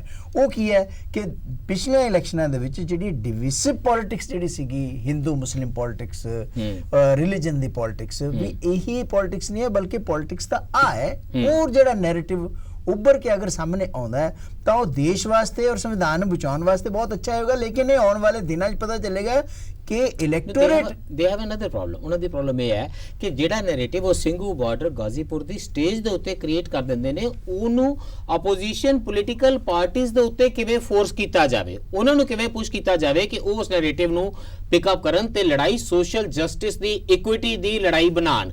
ਉਹ ਮਮਤਾ ਬੈਨਰਜੀ ਮੰਦਰਾਂ ਜਾ ਕੇ ਤੇ ਰਾਹੁਲ ਗਾਂਧੀ ਜਨੇਊ ਪਾ ਕੇ ਤੇ ਸਟਾਲਿਨ ਮੰਦਰਾਂ ਦੀਆਂ ਗੱਲਾਂ ਕਰਕੇ ਇਲੈਕਸ਼ਨਾਂ ਨਾ ਜਿੱਤੇ। ਲੇਕਿਨ ਇਹਦਾ ਮਤਲਬ ਇਹ ਨਹੀਂ ਹੈ ਕਿ ਤੁਸੀਂ ਇੱਕ ਪਾਸੇ ਤਾਂ ਕਹੀ ਚੱਲੋ ਕਿ ਨਾਨ ਪੋਲੀਟੀਕਲ ਅੰਦੋਲਨ ਹੈ, ਦੂਸਰੇ ਪਾਸੇ ਤੁਸੀਂ ਪੋਲੀਟੀਸ਼ੀਅਨ ਦਾ ਸਹਾਰਾ ਵੀ ਲੈ ਰਹੇ ਹੋ, ਤੀਸਰੇ ਪਾਸੇ ਤੁਸੀਂ ਪੋਲੀਟਿਕਸ ਨੂੰ ਦੂਰ ਵੀ ਰੱਖ ਰਹੇ ਹੋ। ਇਹ ਚੀਜ਼ ਨਹੀਂ, ਜਾਂ ਤਾਂ ਤੁਸੀਂ ਆ ਜਾਓ ਇਕੱਠੇ ਕਿ ਲੈ ਵੀ ਸਾਡਾ ਤਾਂ ਇਕੱਠਾ ਹੋਏਗਾ। 2 ਮਈ ਨੂੰ ਆ ਜਾਣਗੇ ਇਲੈਕਸ਼ਨਾਂ ਦੇ ਰਿਜ਼ਲਟ, ਤੇ ਉਸ ਤੋਂ ਬਾਅਦ ਅੰਦੋਲਨ ਦੀ ਪੋਲੀਟਿਸਾਈਜੇਸ਼ਨ ਦਾ ਕੀ ਬਣੇਗਾ? ਜਿਸ ਵੇਲੇ ਤੁਸੀਂ ਇੰਨੇ ਵੱਡੇ ਜਨਤਾ ਦੇ ਸਮੂਹ ਦਾ ਰਾਜਨੀਤੀਕਰਨ ਕੀਤਾ। ਉਮਰ ਪਰ ਲੜਾਈ ਬੁੱਧੀਜੀਵੀ ਦੀ ਕੀ ਹੁੰਦੀ ਹੈ ਕਿ ਜਨਤਾ ਦਾ ਰਾਜਨੀਤੀਕਰਨ ਕੀਤਾ ਜਾਵੇ, ਉਹ ਪੋਲੀਟੀਕਲੀ ਅਵੇਅਰ ਸਿਟੀਜ਼ਨਰੀ ਹੋ ਜਾਵੇ, ਨਾਗਰਿਕ ਬਣ ਜਾਵੇ, ਪ੍ਰਜਾ ਜਿਹੜੀ ਹੈ ਖਲਕਤ ਨਾਗਰਿਕ ਹੋ ਜਾਵੇ। ਇੱਕ ਵਾਰੀ ਉਹ ਹੋ ਗਈ, ਇੱਕ ਵਾਰੀ ਉਹ ਸਵਾਲ ਪੁੱਛਣ ਲੱਗ ਪਈ। ਸਵਾਲ ਤਾਂ ਤੁਸੀਂ ਉਹਨਾਂ ਨੂੰ ਐਡਾ ਔਖਾ ਸਿਲੇਬਸ ਪੜ੍ਹਾ ਦਿੱਤਾ ਅਡਾਨੀਆਂ ਅੰਬਾਨੀਆਂ ਵਾਲਾ, ਤੇ ਫਿਰ ਉਹ ਇਹ ਬਰਦਾਸ਼ਤ ਕਰਨਗੇ ਕਿ ਹੁਣ ਕਿਸਾਨ ਨੇਤਾ ਆ ਕੇ ਕਹਿਣ ਕਿ ਅਸੀਂ ਤਾਂ ਜੀ ਗੈਰ ਰਾਜਨੀਤੀਕਰਨ ਕਰਾਂਗੇ, ਇਹ ਤਾਂ ਸਾਨੂੰ ਪਤਾ ਨਹੀਂ ਜੀ ਕਿਹਨੂੰ ਵੋਟ ਪਾਓ। ਇੱਥੇ ਨਹੀਂ ਟਿਕੂਗੀ, ਇਹ ਬਿਲਕੁਲ ਨਹੀਂ ਟਿਕੇਗੀ, ਨਹੀਂ ਟਿਕੇਗੀ। ਨਾ coming back as a political party ਨਹੀਂ ਟਿਕੂਗੀ। ਪਰ ਤੁਸੀਂ ਵਾਪਸ ਇੱਕ ਰਾਜਨੀਤਿਕ ਪਾਰਟੀ ਬਣ ਕੇ ਆ ਰਹੇ ਹੋ। ਸਾਨੂੰ ਨਹੀਂ ਕੋਈ ਇਹੋ ਜਿਹੀ ਗੱਲ ਇਸ ਤਰ੍ਹਾਂ ਆਪਾਂ ਜੰਪ ਨਹੀਂ ਕਰਨਾ। ਕਾਲਾ ਬੜਾ ਜੇ ਪੰਜਾਬ ਵੀ ਇਹ ਸਾਰਾ ਰੀਜਨ ਕਾਲ ਜੰਪ ਕਰਨ। ਮੇਰਾ ਜਿਹੜੀ ਇਹ ਸਾਡੇ ਖਾਲਿਦ ਜੀ ਬਾਰ-ਬਾਰ ਕਹਿ ਰਿਹਾ ਕਿ ਤੁਹਾਨੂੰ ਨਾਂ ਵੀ ਲੈਣਾ ਚਾਹੀਦਾ ਵੀ ਅਸੀਂ ਦੂਸਰਿਆਂ ਦੀਆਂ ਜਿਹੜੀਆਂ ਜਿੰਨੇ ਕਰਮ ਕੀਤੇ ਉਹਦਾ ਜ਼ਿੰਮੇਵਾਰੀ ਕਿਉਂ ਲਈਏ ਜੀ? ਜੇ ਅਸੀਂ ਕਵਾਂਗੇ ਇਹਨੂੰ A ਨੂੰ ਪਾਓ, B ਨੂੰ ਪਾਓ, C ਨੂੰ ਪਾਓ, ਕਿਸੇ ਨੂੰ ਵੀ ਵੋਟਾਂ ਪਾਓ, ਅਸੀਂ ਉਹਦੇ ਭਾਗੀਦਾਰ ਨਹੀਂ ਬਣਨਾ ਚਾਹੁੰਦੇ। ਅਸੀਂ ਕਿਸਾਨਾਂ ਦੀ ਜਿਹੜੇ ਬੇਗਮਪੁਰਾ ਸ਼ਹਿਰ ਜੋ ਟਿਕਰੀ ਸਿੰਘੂ ਬਾਰਡਰ ਤੇ ਵਸਿਆ ਹੋਇਆ, ਔਰ ਜਿਹੜੀ ਕਿਸਾਨ ਯੂਨੀਵਰਸਿਟੀ ਉੱਥੇ ਲਗਾਤਾਰ ਲੋਕਾਂ ਨੂੰ ਇੱਕ ਸਿੱਖਿਆ ਦੇ ਰਹੀ ਹੈ, ਅਸੀਂ ਤਾਂ ਉਹਦਾ ਪ੍ਰਚਾਰ ਕਰਨ ਗਏ ਹਾਂ। ਕਿ ਸਾਡਾ ਸਟੈਂਡ ਆ ਸਰ ਉਹ ਇਹ ਕਹਿ ਰਹੇ ਦੇਸ਼ ਨੇ ਦੇ ਉਹ ਇਹ ਕਹਿ ਰਹੇ ਨੇ ਕਿ ਜਿਹੜਾ ਪ੍ਰਚਾਰ ਦੀ ਤੁਸੀਂ ਗੱਲ ਕਰ ਰਹੇ ਹੋ ਇਹ ਉਹਨਾਂ ਸਟੇਜਾਂ ਦੇ ਉੱਤੇ ਪ੍ਰਚਾਰ ਨਹੀਂ ਹੋ ਰਿਹਾ ਪੰਜਾਬ ਇਹਨਾਂ ਦੇ ਮੇਨ ਨੈਰੇਟਿਵ ਚ ਲੈ ਕੇ ਆਓ ਨਾ। ਮੇਨ ਨੈਰੇਟਿਵ ਚ ਨਹੀਂ ਆ ਰਿਹਾ, ਉਹ ਮੇਨ ਨੈਰੇਟਿਵ ਚ ਨਹੀਂ, ਜਨ ਅੰਦੋਲਨ ਦਾ ਨੈਰੇਟਿਵ ਪੈਰਲਲ ਚੱਲ ਰਿਹਾ। ਦੇਖੋ ਇਹਦੇ ਵਿੱਚ ਪਤਾ ਕੀ ਡੁਪਲੀਸਿਟੀ ਨਹੀਂ ਉਹਦਾ ਕਿਉਂ ਨਹੀਂ ਆ ਰਿਹਾ ਡੁਪਲੀਸਿਟੀ ਨਹੀਂ ਉਹਦਾ ਕਿਉਂ ਨਹੀਂ ਆ ਰਿਹਾ। ਜਿਹੜੀਆਂ ਇੱਥੋਂ ਜਿਹੜਾ ਸ਼ੁਰੂ ਹੋਇਆ ਨਾ MSP ਮਿਲਦੀ ਕਿੱਥੇ ਸੀ? ਉੱਥੇ ਤੇ MSP ਮਿਲਦੀ ਨਹੀਂ, ਉੱਥੇ ਕੋਈ ਮੰਡੀ ਹੈ ਹੀ ਨਹੀਂ, ਜਗ੍ਹਾ ਨਹੀਂ ਹੈਗੀ। ਇਸ ਲਈ ਤੁਹਾਡੀ ਇਹ ਜਿਹੜੀ ਤੁਹਾਡੀ ਲੈਂਗੁਏਜ ਆ ਕਿ ਸਾਡੀ MSP ਹੋਵੇ ਤਿੰਨੇ ਕਾਲੇ ਕਾਨੂੰਨ, ਉੱਥੇ ਉਹ ਕਦੀ ਉਹਨਾਂ ਤੇ ਮੂਵਮੈਂਟ ਹੀ ਨਹੀਂ ਹੈ, ਨਾ ਉਹਨਾਂ ਲਈ ਉਹ ਕੋਈ ਕੈਚਮੈਂਟ ਏਰੀਆ ਹੈਗਾ। ਹਾਂ ਇਹ ਉਸੇ ਚੀਜ਼ ਨੂੰ ਐਕਸੈਪਟ ਕਰ ਰਹੇ ਜਿਹੜੀ ਕਿ ਮੈਨੇ ਕਹੀ ਹੈ ਜਿਹੜੀ ਨਾ ਪਰ ਜਦੋਂ ਅਸੀਂ ਉੱਥੇ ਗਏ ਹਾਂ ਉੱਥੇ ਤੁਹਾਡੇ ਲੋਕਲ ਹਨਨ ਮੁੱਲਾ ਅਵਿਕ ਸਾਹਾ ਉਹ ਲੋਕਲ ਬੰਦੇ ਆ, ਉੱਥੇ ਉਹ ਕਿਸਾਨਾਂ 'ਚ ਵੀ ਕੰਮ ਕਰਦੇ, ਉਹਨਾਂ ਦੇ ਲੋਕ ਆਏ ਵੀ ਹੈਗੇ। ਪਰ ਅਨਨ ਮੁੱਲਾ ਇਜ਼ ਐਨ 8 ਟਾਈਮ MP। ਬਿਲਕੁਲ ਨਹੀਂ ਉਹ ਦੇਖੋ ਉੱਥੇ ਸਾਰੇ ਹੈ ਜਾਂ ਕੋਈ ਵੀ ਇਸ ਤਰ੍ਹਾਂ ਦੇ ਪੋਲਿਟਿਕਸ ਤੋਂ ਬਗੈਰ ਨਹੀਂ ਹੈ। ਕਿੰਨਾ ਵੱਡਾ ਜਨ ਅੰਦੋਲਨ ਦਾ ਕ੍ਰਿਟੀਕਲ ਮਾਸ ਹੋ ਜਾਵੇ ਕਿ ਅੰਦੋਲਨ ਤੇ ਜਨ ਜਿਹੜੀਆਂ ਮੂਵਮੈਂਟਸ ਨੇ, ਪੀਪਲਸ ਮੂਵਮੈਂਟ ਹੈ, ਇਹ ਆਪਣੀ ਆਈਡੀਓਲੋਜੀਕਲ ਪਿਓਰਿਟੀ ਲੈ ਕੇ ਖੜੇ ਕਿ ਅਸੀਂ ਖੜੇ ਹਾਂ ਇਸ ਹਿੰਦੁਸਤਾਨ ਦੇ ਤਸੱਵਰ ਲਈ। ਇਹ ਨੇਸ਼ਨ ਆਫ ਨੇਸ਼ਨਸ ਹੈ, ਇਹ ਮਲਟੀ ਕਲਚਰਲ ਨੇਸ਼ਨ ਹੈ, ਇਹ ਸਿੰਗਲ ਕਲਚਰਲ ਨੇਸ਼ਨ ਨਹੀਂ ਹੈ। ਅਸੀਂ ਬਹੁਤ ਜ਼ੁਬਾਨਾਂ ਵਾਲਾ ਦੇਸ਼ ਹਾਂ, ਬਹੁਤ ਧਰਮਾਂ ਵਾਲਾ ਦੇਸ਼ ਹਾਂ। ਇਹ ਹਿੰਦੂ ਰਾਸ਼ਟਰ ਨਹੀਂ ਹੋ ਸਕਦਾ, ਇਹ ਸਿੱਖ ਰਾਸ਼ਟਰ ਨਹੀਂ ਹੋ ਸਕਦਾ, ਇਹ ਮੁਸਲਮਾਨ ਰਾਸ਼ਟਰ ਨਹੀਂ ਬਣ ਸਕਦਾ, ਅਸੀਂ ਕਦੀ ਬਣਨਾ ਹੀ ਨਹੀਂ ਹੈ। ਤੇ ਇਹਦੇ ਉੱਤੇ ਅਸੀਂ ਇਲੈਕਸ਼ਨ ਲੜਾਂਗੇ ਤੇ ਲੋਕੋ ਤੁਸੀਂ ਫੋਰਸ ਕਰੋ ਇਸ ਏਜੰਡੇ ਨੂੰ ਤੇ ਇਹਦੇ ਉੱਤੇ ਵੋਟਾਂ ਪਾਓ। SP ਸਿੰਘ ਇਹ ਲੜ ਰਹੇ ਆ, ਪਰ ਜੇ ਤੁਸੀਂ ਕਹੋ ਕਿ ਅੱਜ ਕੋਈ ਪੋਲੀਟੀਕਲ ਪਾਰਟੀ ਬਣ ਕੇ ਤੇ ਸਿੱਧਾ ਅਸੀਂ ਕੋਈ 100 ਦੀ ਸਪੀਡ ਚੱਲਾਂਗੇ, ਮੇਰਾ ਖਿਆਲ it will be counterproductive. Let people join, more and more people ਜਿਹੜੇ ਸਾਡੇ ਨਾਲ ਜੁਆਇਨ ਕਰਨ ਇਸ ਵੱਡਾ ਜਿਹੜੀ ਕਾਰਮਾ ਚੱਲਿਆ, ਔਰ ਉਹਦੇ ਚ ਰੋਜ਼ ਲੋਕ ਨਵੇਂ ਸ਼ਾਮਲ ਹੋ ਰਹੇ ਆ। ਤੇ ਉਹ ਅਲਟੀਮੇਟਲੀ ਜਿਹੜਾ ਅਲਟੀਮੇਟ ਕੁਐਸਚਨ ਹੈ ਉੱਥੇ ਉਹ ਆਉਣਗੇ, ਪਰ ਉਹਨਾਂ ਨੂੰ ਆਪਣੇ ਪ੍ਰੋਸੈਸ ਵਿੱਚੋਂ ਦੀ ਉੱਥੇ ਤੱਕ ਪਹੁੰਚਣ ਦਿਓ। ਨਹੀਂ ਮੈਂ ਕਹਿਣਾ ਕਿ ਇੱਕ ਪਾਸੇ ਬਿਲਕੁਲ ਕਨਫਿਊਜ਼ਡ ਜਿਹੜਾ ਹੈਗਾ ਆਪੋਜੀਸ਼ਨ ਔਰ ਇੱਕ ਕਨਫਿਊਜ਼ ਨੈਰੇਟਿਵ ਹੈ, ਦੂਸਰੇ ਪਾਸੇ ਇੱਕ ਸਟੈਡਫਾਸਟ ਤੇ ਕਲੀਅਰ ਨੈਰੇਟਿਵ ਹੈ। ਅਗਰ ਉਹ ਕਨਫਿਊਜ਼ ਨੈਰੇਟਿਵ ਜਿਹੜਾ ਹੈਗਾ ਉਹਦੇ ਵਿੱਚੋਂ ਤੁਸੀਂ ਨਿਕਲ ਕੇ ਉਹ ਜਿਹੜਾ ਬੇਸਿਕ ਹੈ ਤੁਹਾਡਾ, ਜਿਹੜੀ ਸੈਕੂਲਰਿਜ਼ਮ ਹੈ, ਡੈਮੋਕ੍ਰੇਸੀ ਹੈ, ਲਿਬਰਟੀ, ਇਕੁਐਲਿਟੀ, ਰਾਈਟ ਹੈ, ਹਿਊਮਨ ਰਾਈਟਸ ਹੈ, ਇਹ ਸਾਰੀਆਂ ਚੀਜ਼ਾਂ ਨੂੰ ਪੜ੍ਹ ਕੇ ਵੀ ਸਾਡਾ ਹੈ, ਤੁਸੀਂ ਵੋਟਾਂ ਪਾਓ ਚਾਹੇ ਨਾ ਪਾਓ, ਅਸੀਂ 4 ਇਲੈਕਸ਼ਨ ਹਾਰਨ ਵਾਸਤੇ ਤਿਆਰ ਹਾਂ, ਲੇਕਿਨ ਇਹ ਸਾਡੀ ਆਈਡੀਓਲੋਜੀ, ਇਹ ਸਾਡੀ ਕਮਿਟਮੈਂਟ ਹੈ। ਅਗਰ ਤੁਸੀਂ ਉਹ ਨਹੀਂ ਕਰਦੇ, ਉਹ ਜਿਹੜਾ ਹੈਗਾ ਜਿਹੜਾ ਇੱਕ ਡੋਮੀਨੈਂਟ ਨੈਰੇਟਿਵ ਹੈ ਜਿਹੜਾ ਕਿ ਪਿਛਲੇ 70 ਸਾਲ ਚ ਅਗਲੇ ਨੇ ਬਣਾਇਆ, ਉਹ ਅੱਗੇ ਵਧਦਾ ਜਾਏਗਾ। ਤੁਹਾਡੇ ਕਨਫਿਊਜ਼ ਨੈਰੇਟਿਵ ਦੇ ਵਿੱਚੋਂ ਉੱਥੇ ਸਟਾਲਿਨ ਜਿੱਤ ਜਾਂਦਾ ਹੈ, ਉੱਥੇ ਮਮਤਾ ਜਿੱਤ ਜਾਂਦੀ ਹੈ, ਕੇਰਲਾ ਦੇ ਵਿੱਚ ਕਾਮਰੇਡ ਆਪਣੀ ਸਰਕਾਰ ਦੁਆਰਾ ਬਣਾ ਲੈਂਦੇ ਨੇ, ਫਿਰ ਮੈਸੇਜ ਕੀ ਜਾਏਗਾ? ਫਿਰ ਉਹ ਕਹਿਣਗੇ ਕਿ ਅਸੀਂ ਉਹਨਾਂ ਦੀ ਟਰਫ ਵਿੱਚ ਜਾ ਕੇ ਹਰਾ ਦਿੱਤਾ। ਮੈਂ ਤੁਹਾਨੂੰ ਦੱਸਦਾ ਕਿ ਰੀਜਨਲ ਜਿਹੜੀਆਂ ਰੀਜਨਲ ਪੋਲੀਟੀਕਲ ਪਾਰਟੀਆਂ ਹੈ ਜਾਂ ਰੀਜਨਲ ਜਿਹੜੇ ਲੀਡਰ ਹੈ, ਉਹ ਆਪਣੀ ਰੀਜਨਲ ਟਰਫ ਨੂੰ, ਆਪਣੀ ਰੀਜਨਲ ਲੈਂਗੁਏਜ, ਆਪਣਾ ਰੀਜਨਲ ਕਲਚਰ ਇਸ ਚੀਜ਼ ਨੂੰ ਬਚਾਉਣ ਦੇ ਵਿੱਚ ਚੱਕਰ ਦੇ ਵਿੱਚ ਹੈ। ਉਹ ਸੈਕੂਲਰਿਜ਼ਮ ਜਿਹੜੇ ਸੀਗੇ ਜਾਂ ਹੋਰ ਜਿਹੜਾ ਵੱਡਾ ਨੈਰੇਟਿਵ ਹੈ ਉਹਨਾਂ ਵਾਸਤੇ ਸੈਕੰਡਰੀ ਹੈ, ਪ੍ਰਾਇਮਰੀ ਉਹਨਾਂ ਦੇ ਰੀਜਨਲ ਕਮਿਟਮੈਂਟਸ ਹੈ। ਦੇਖੋ ਗੱਲ ਬੜੀ ਸਾਫ਼ ਹੈ, ਦੋ ਕਿਸਮ ਦੀ ਪੋਲਿਟਿਕਸ ਹੈ, ਇੱਕ ਹੈ ਸੱਤਾਜੀਵੀ ਜਿਹ 'ਚ ਮੋਦੀ ਜੀ ਸੁਪਰੀਮੋ ਹੈਗੇ ਆ, ਬਾਕੀ ਰੀਜਨਲ ਪਾਰਟੀਆਂ ਛੋਟੇ ਜੂਨੀਅਰ ਪਾਰਟਨਰ ਆ, ਸਾਰੇ ਸੱਤਾਜੀਵੀ ਆ, ਉਹ ਸਾਰਾ ਕੁਝ ਅਲੱਗ-ਅਲੱਗ ਤਰੀਕੇ ਨਾਲ ਸੱਤਾ ਚਾਉਣ ਲਈ ਕਰਦੇ ਆ। ਸਾਡਾ ਇਹ ਏਜੰਡਾ ਨਹੀਂ ਹੈ। ਸਾਡਾ ਤਰ੍ਹਾਂ ਤੁਸੀਂ ਠੀਕ ਬਣਾਈਆਂ। ਹੁਣ ਇਹਦੇ ਨਾਲ ਮੈਂ ਸਹਿਮਤ ਹਾਂ ਕਿ ਇੱਕ ਸੱਤਾਜੀਵੀ ਨੇ ਤੇ ਇੱਕ ਅੰਦੋਲਨ ਜੀਵੀ ਨੇ। ਅੰਦੋਲਨ ਜੀਵੀ ਹੈ, ਔਰ ਅੰਦੋਲਨ ਜੀਵੀਆਂ ਦਾ ਇਹਨਾਂ ਦੀ ਗੱਲ ਮੈਂ ਮੰਨਦਾ ਕਿ ਅਸੀਂ ਕੋਈ ਬਹੁਤ ਵੱਡਾ ਤੂਫਾਨ ਭਾਵੇਂ ਦੇਸ਼ 'ਚ ਨਾ ਖੜਾ ਕੀਤਾ ਹੋਵੇ, ਪਰ ਜੋ ਬੀਜ ਅਸੀਂ ਬੀਜ ਰਹੇ ਹਾਂ, ਜੋ ਸਾਡੀ ਆਵਾਜ਼ ਦੇਸ਼ਾਂ ਵਿਦੇਸ਼ਾਂ ਤੇ ਜਾਨੀ ਹੋਰੇ ਤੋਂ ਵੱਧ ਕੀ ਹੁੰਦਾ, ਬ੍ਰਿਟਿਸ਼ ਪਾਰਲੀਮੈਂਟ ਤੂਫਾਨ ਤਾਂ ਖੜਾ ਕਰ ਦਿੱਤਾ ਦੇਸ਼ ਦੇ ਵਿੱਚ। ਬਸ ਉਹਨਾਂ ਦੀ ਤਮੰਨਾ ਸਿਰਫ ਇੰਨੀ ਸੀ ਵੀ ਜੇ ਇੰਨਾ ਤੂਫਾਨ ਖੜਾ ਕਰ ਦਿੱਤਾ ਤਾਂ ਫਿਰ ਤੂਫਾਨ ਆਪਣੇ ਨੈਰੇਟਿਵ ਨੂੰ ਫੋਰਸ ਕਰ ਦੇਵੇ ਪੋਲੀਟੀਕਲ ਪਾਰਟੀਆਂ ਦੇ ਉੱਤੇ। ਕਰਨਾ ਚਾਹੀਦਾ, ਐਬਸੋਲੂਟਲੀ ਕਰਨਾ ਚਾਹੀਦਾ। ਟਾਈਮ ਲੱਗੂਗਾ, ਦੇਖੋ ਸਹੀ ਆਉਣ ਵਾਲੇ ਸਮੇਂ 'ਚ ਹੋਊਗਾ। ਆਉਣ ਵਾਲੇ ਸਮੇਂ 'ਚ ਕਹਿੰਦੇ ਦੇਖੋ ਦਿਨ ਮਨਾ ਰਹੇ ਇਨਕਲਾਬੀ ਦਾ, ਸਾਡੇ ਸਮਿਆਂ ਦੇ ਕੰਟੈਂਪਰੇਰੀ ਸਮਿਆਂ ਦੇ ਰੀਅਲ ਬਗਾਵਤੀ ਦਾ ਦਿਨ ਮਨਾ ਰਹੇ ਹਾਂ ਅਸੀਂ। 23 ਮਾਰਚ ਆ ਰਹੀ ਹੈ, ਜੇ ਸ਼ਹੀਦ ਭਗਤ ਸਿੰਘ ਦਾ ਦਿਨ ਮਨਾ ਰਹੇ ਹਾਂ ਤੇ ਫਿਰ ਉਹ ਵਡੇਰੇ ਸਵਾਲ ਵੀ ਆਣਗੇ, ਪਰ ਫਿਲਹਾਲ ਕੋਈ ਨਤੀਜਾ ਇਹੋ ਜਿਹਾ ਵੀ ਆ ਸਕਦਾ ਹੈ ਕਿ ਅੰਦੋਲਨ ਨੇ ਫਿਰ ਅੱਗੋਂ ਕੀ ਕਰਨਾ। ਇਹ ਬਹੁਤ ਜ਼ਬਰਦਸਤ ਸਵਾਲ, ਜ਼ਬਰਦਸਤ ਨੈਰੇਟਿਵ ਜਿਹੜਾ ਉਹ ਅਚਾਨਕ ਲੋਕ ਪੇੜ ਦੇ ਵਿੱਚ ਆ ਸਕਦਾ ਹੈ। ਦੇਖੋ there are full stops, there are commas not full stops. Politics ਜਿਹੜੀ ਹੈਗੀ ਆ ਉਹ ਚੱਲਦੀ ਰਹਿੰਦੀ ਹੈ ਔਰ ਇਹ ਵੀ ਇਵੋਲਵ ਵੀ ਹੁੰਦੀ ਰਹਿੰਦੀ ਹੈ। ਇਹ ਕਿੱਧਰ ਨੂੰ ਜਾਏਗੀ ਇਹ ਇਲੈਕਸ਼ਨ ਜਿਹੜਾ ਹੈਗਾ ਦੱਸੇਗਾ। 5 ਸਟੇਟ, 4 ਸਟੇਟ ਛੋਟੇ ਨਹੀਂ ਹੁੰਦੇ। ਔਰ ਉਹ ਸਟੇਟ ਦੀ ਗਾਰੰਟੀ ਦੇ ਰਹੇ ਨੇ, ਉਹ ਕਹਿੰਦੇ ਨੇ 2 ਮਈ ਨੂੰ ਜਿਹੜਾ ਮਰਜ਼ੀ ਰਿਜ਼ਲਟ ਆ ਜਾਏ, ਸਿੰਘੂ ਠੀਕਰੀ ਗਾਜ਼ੀਪੁਰ ਬਾਰਡਰ ਤੇ ਸਟੇਜ ਸਜੀ ਰਹੇਗੀ। ਬਿਲਕੁਲ ਉਹ ਰਹੇਗੀ, ਉਹ ਦੈਟ ਵੀ ਐਗਰੀ। ਉਹ ਬਸ ਫਿਰ ਸੱਤਾ ਜੀਵੀ ਤੇ ਅੰਦੋਲਨ ਜੀਵੀਆਂ ਵਾਲੀ ਜਿਹੜੀ ਲਕੀਰ ਹੈ ਉਹ ਖਿੱਚੀ ਰਹੇਗੀ। ਲੋ ਇੱਕ ਨਤੀਜਾ ਤੇ ਅਸੀਂ ਕੱਢ ਦਿੱਤਾ, ਬਾਕੀ ਦੇ 2 ਮਈ ਨੂੰ। ਅੱਜ ਲਈ ਇੰਨਾ ਹੀ, ਧੰਨਵਾਦ ਤੇ ਰੱਬ ਰਾਖਾ।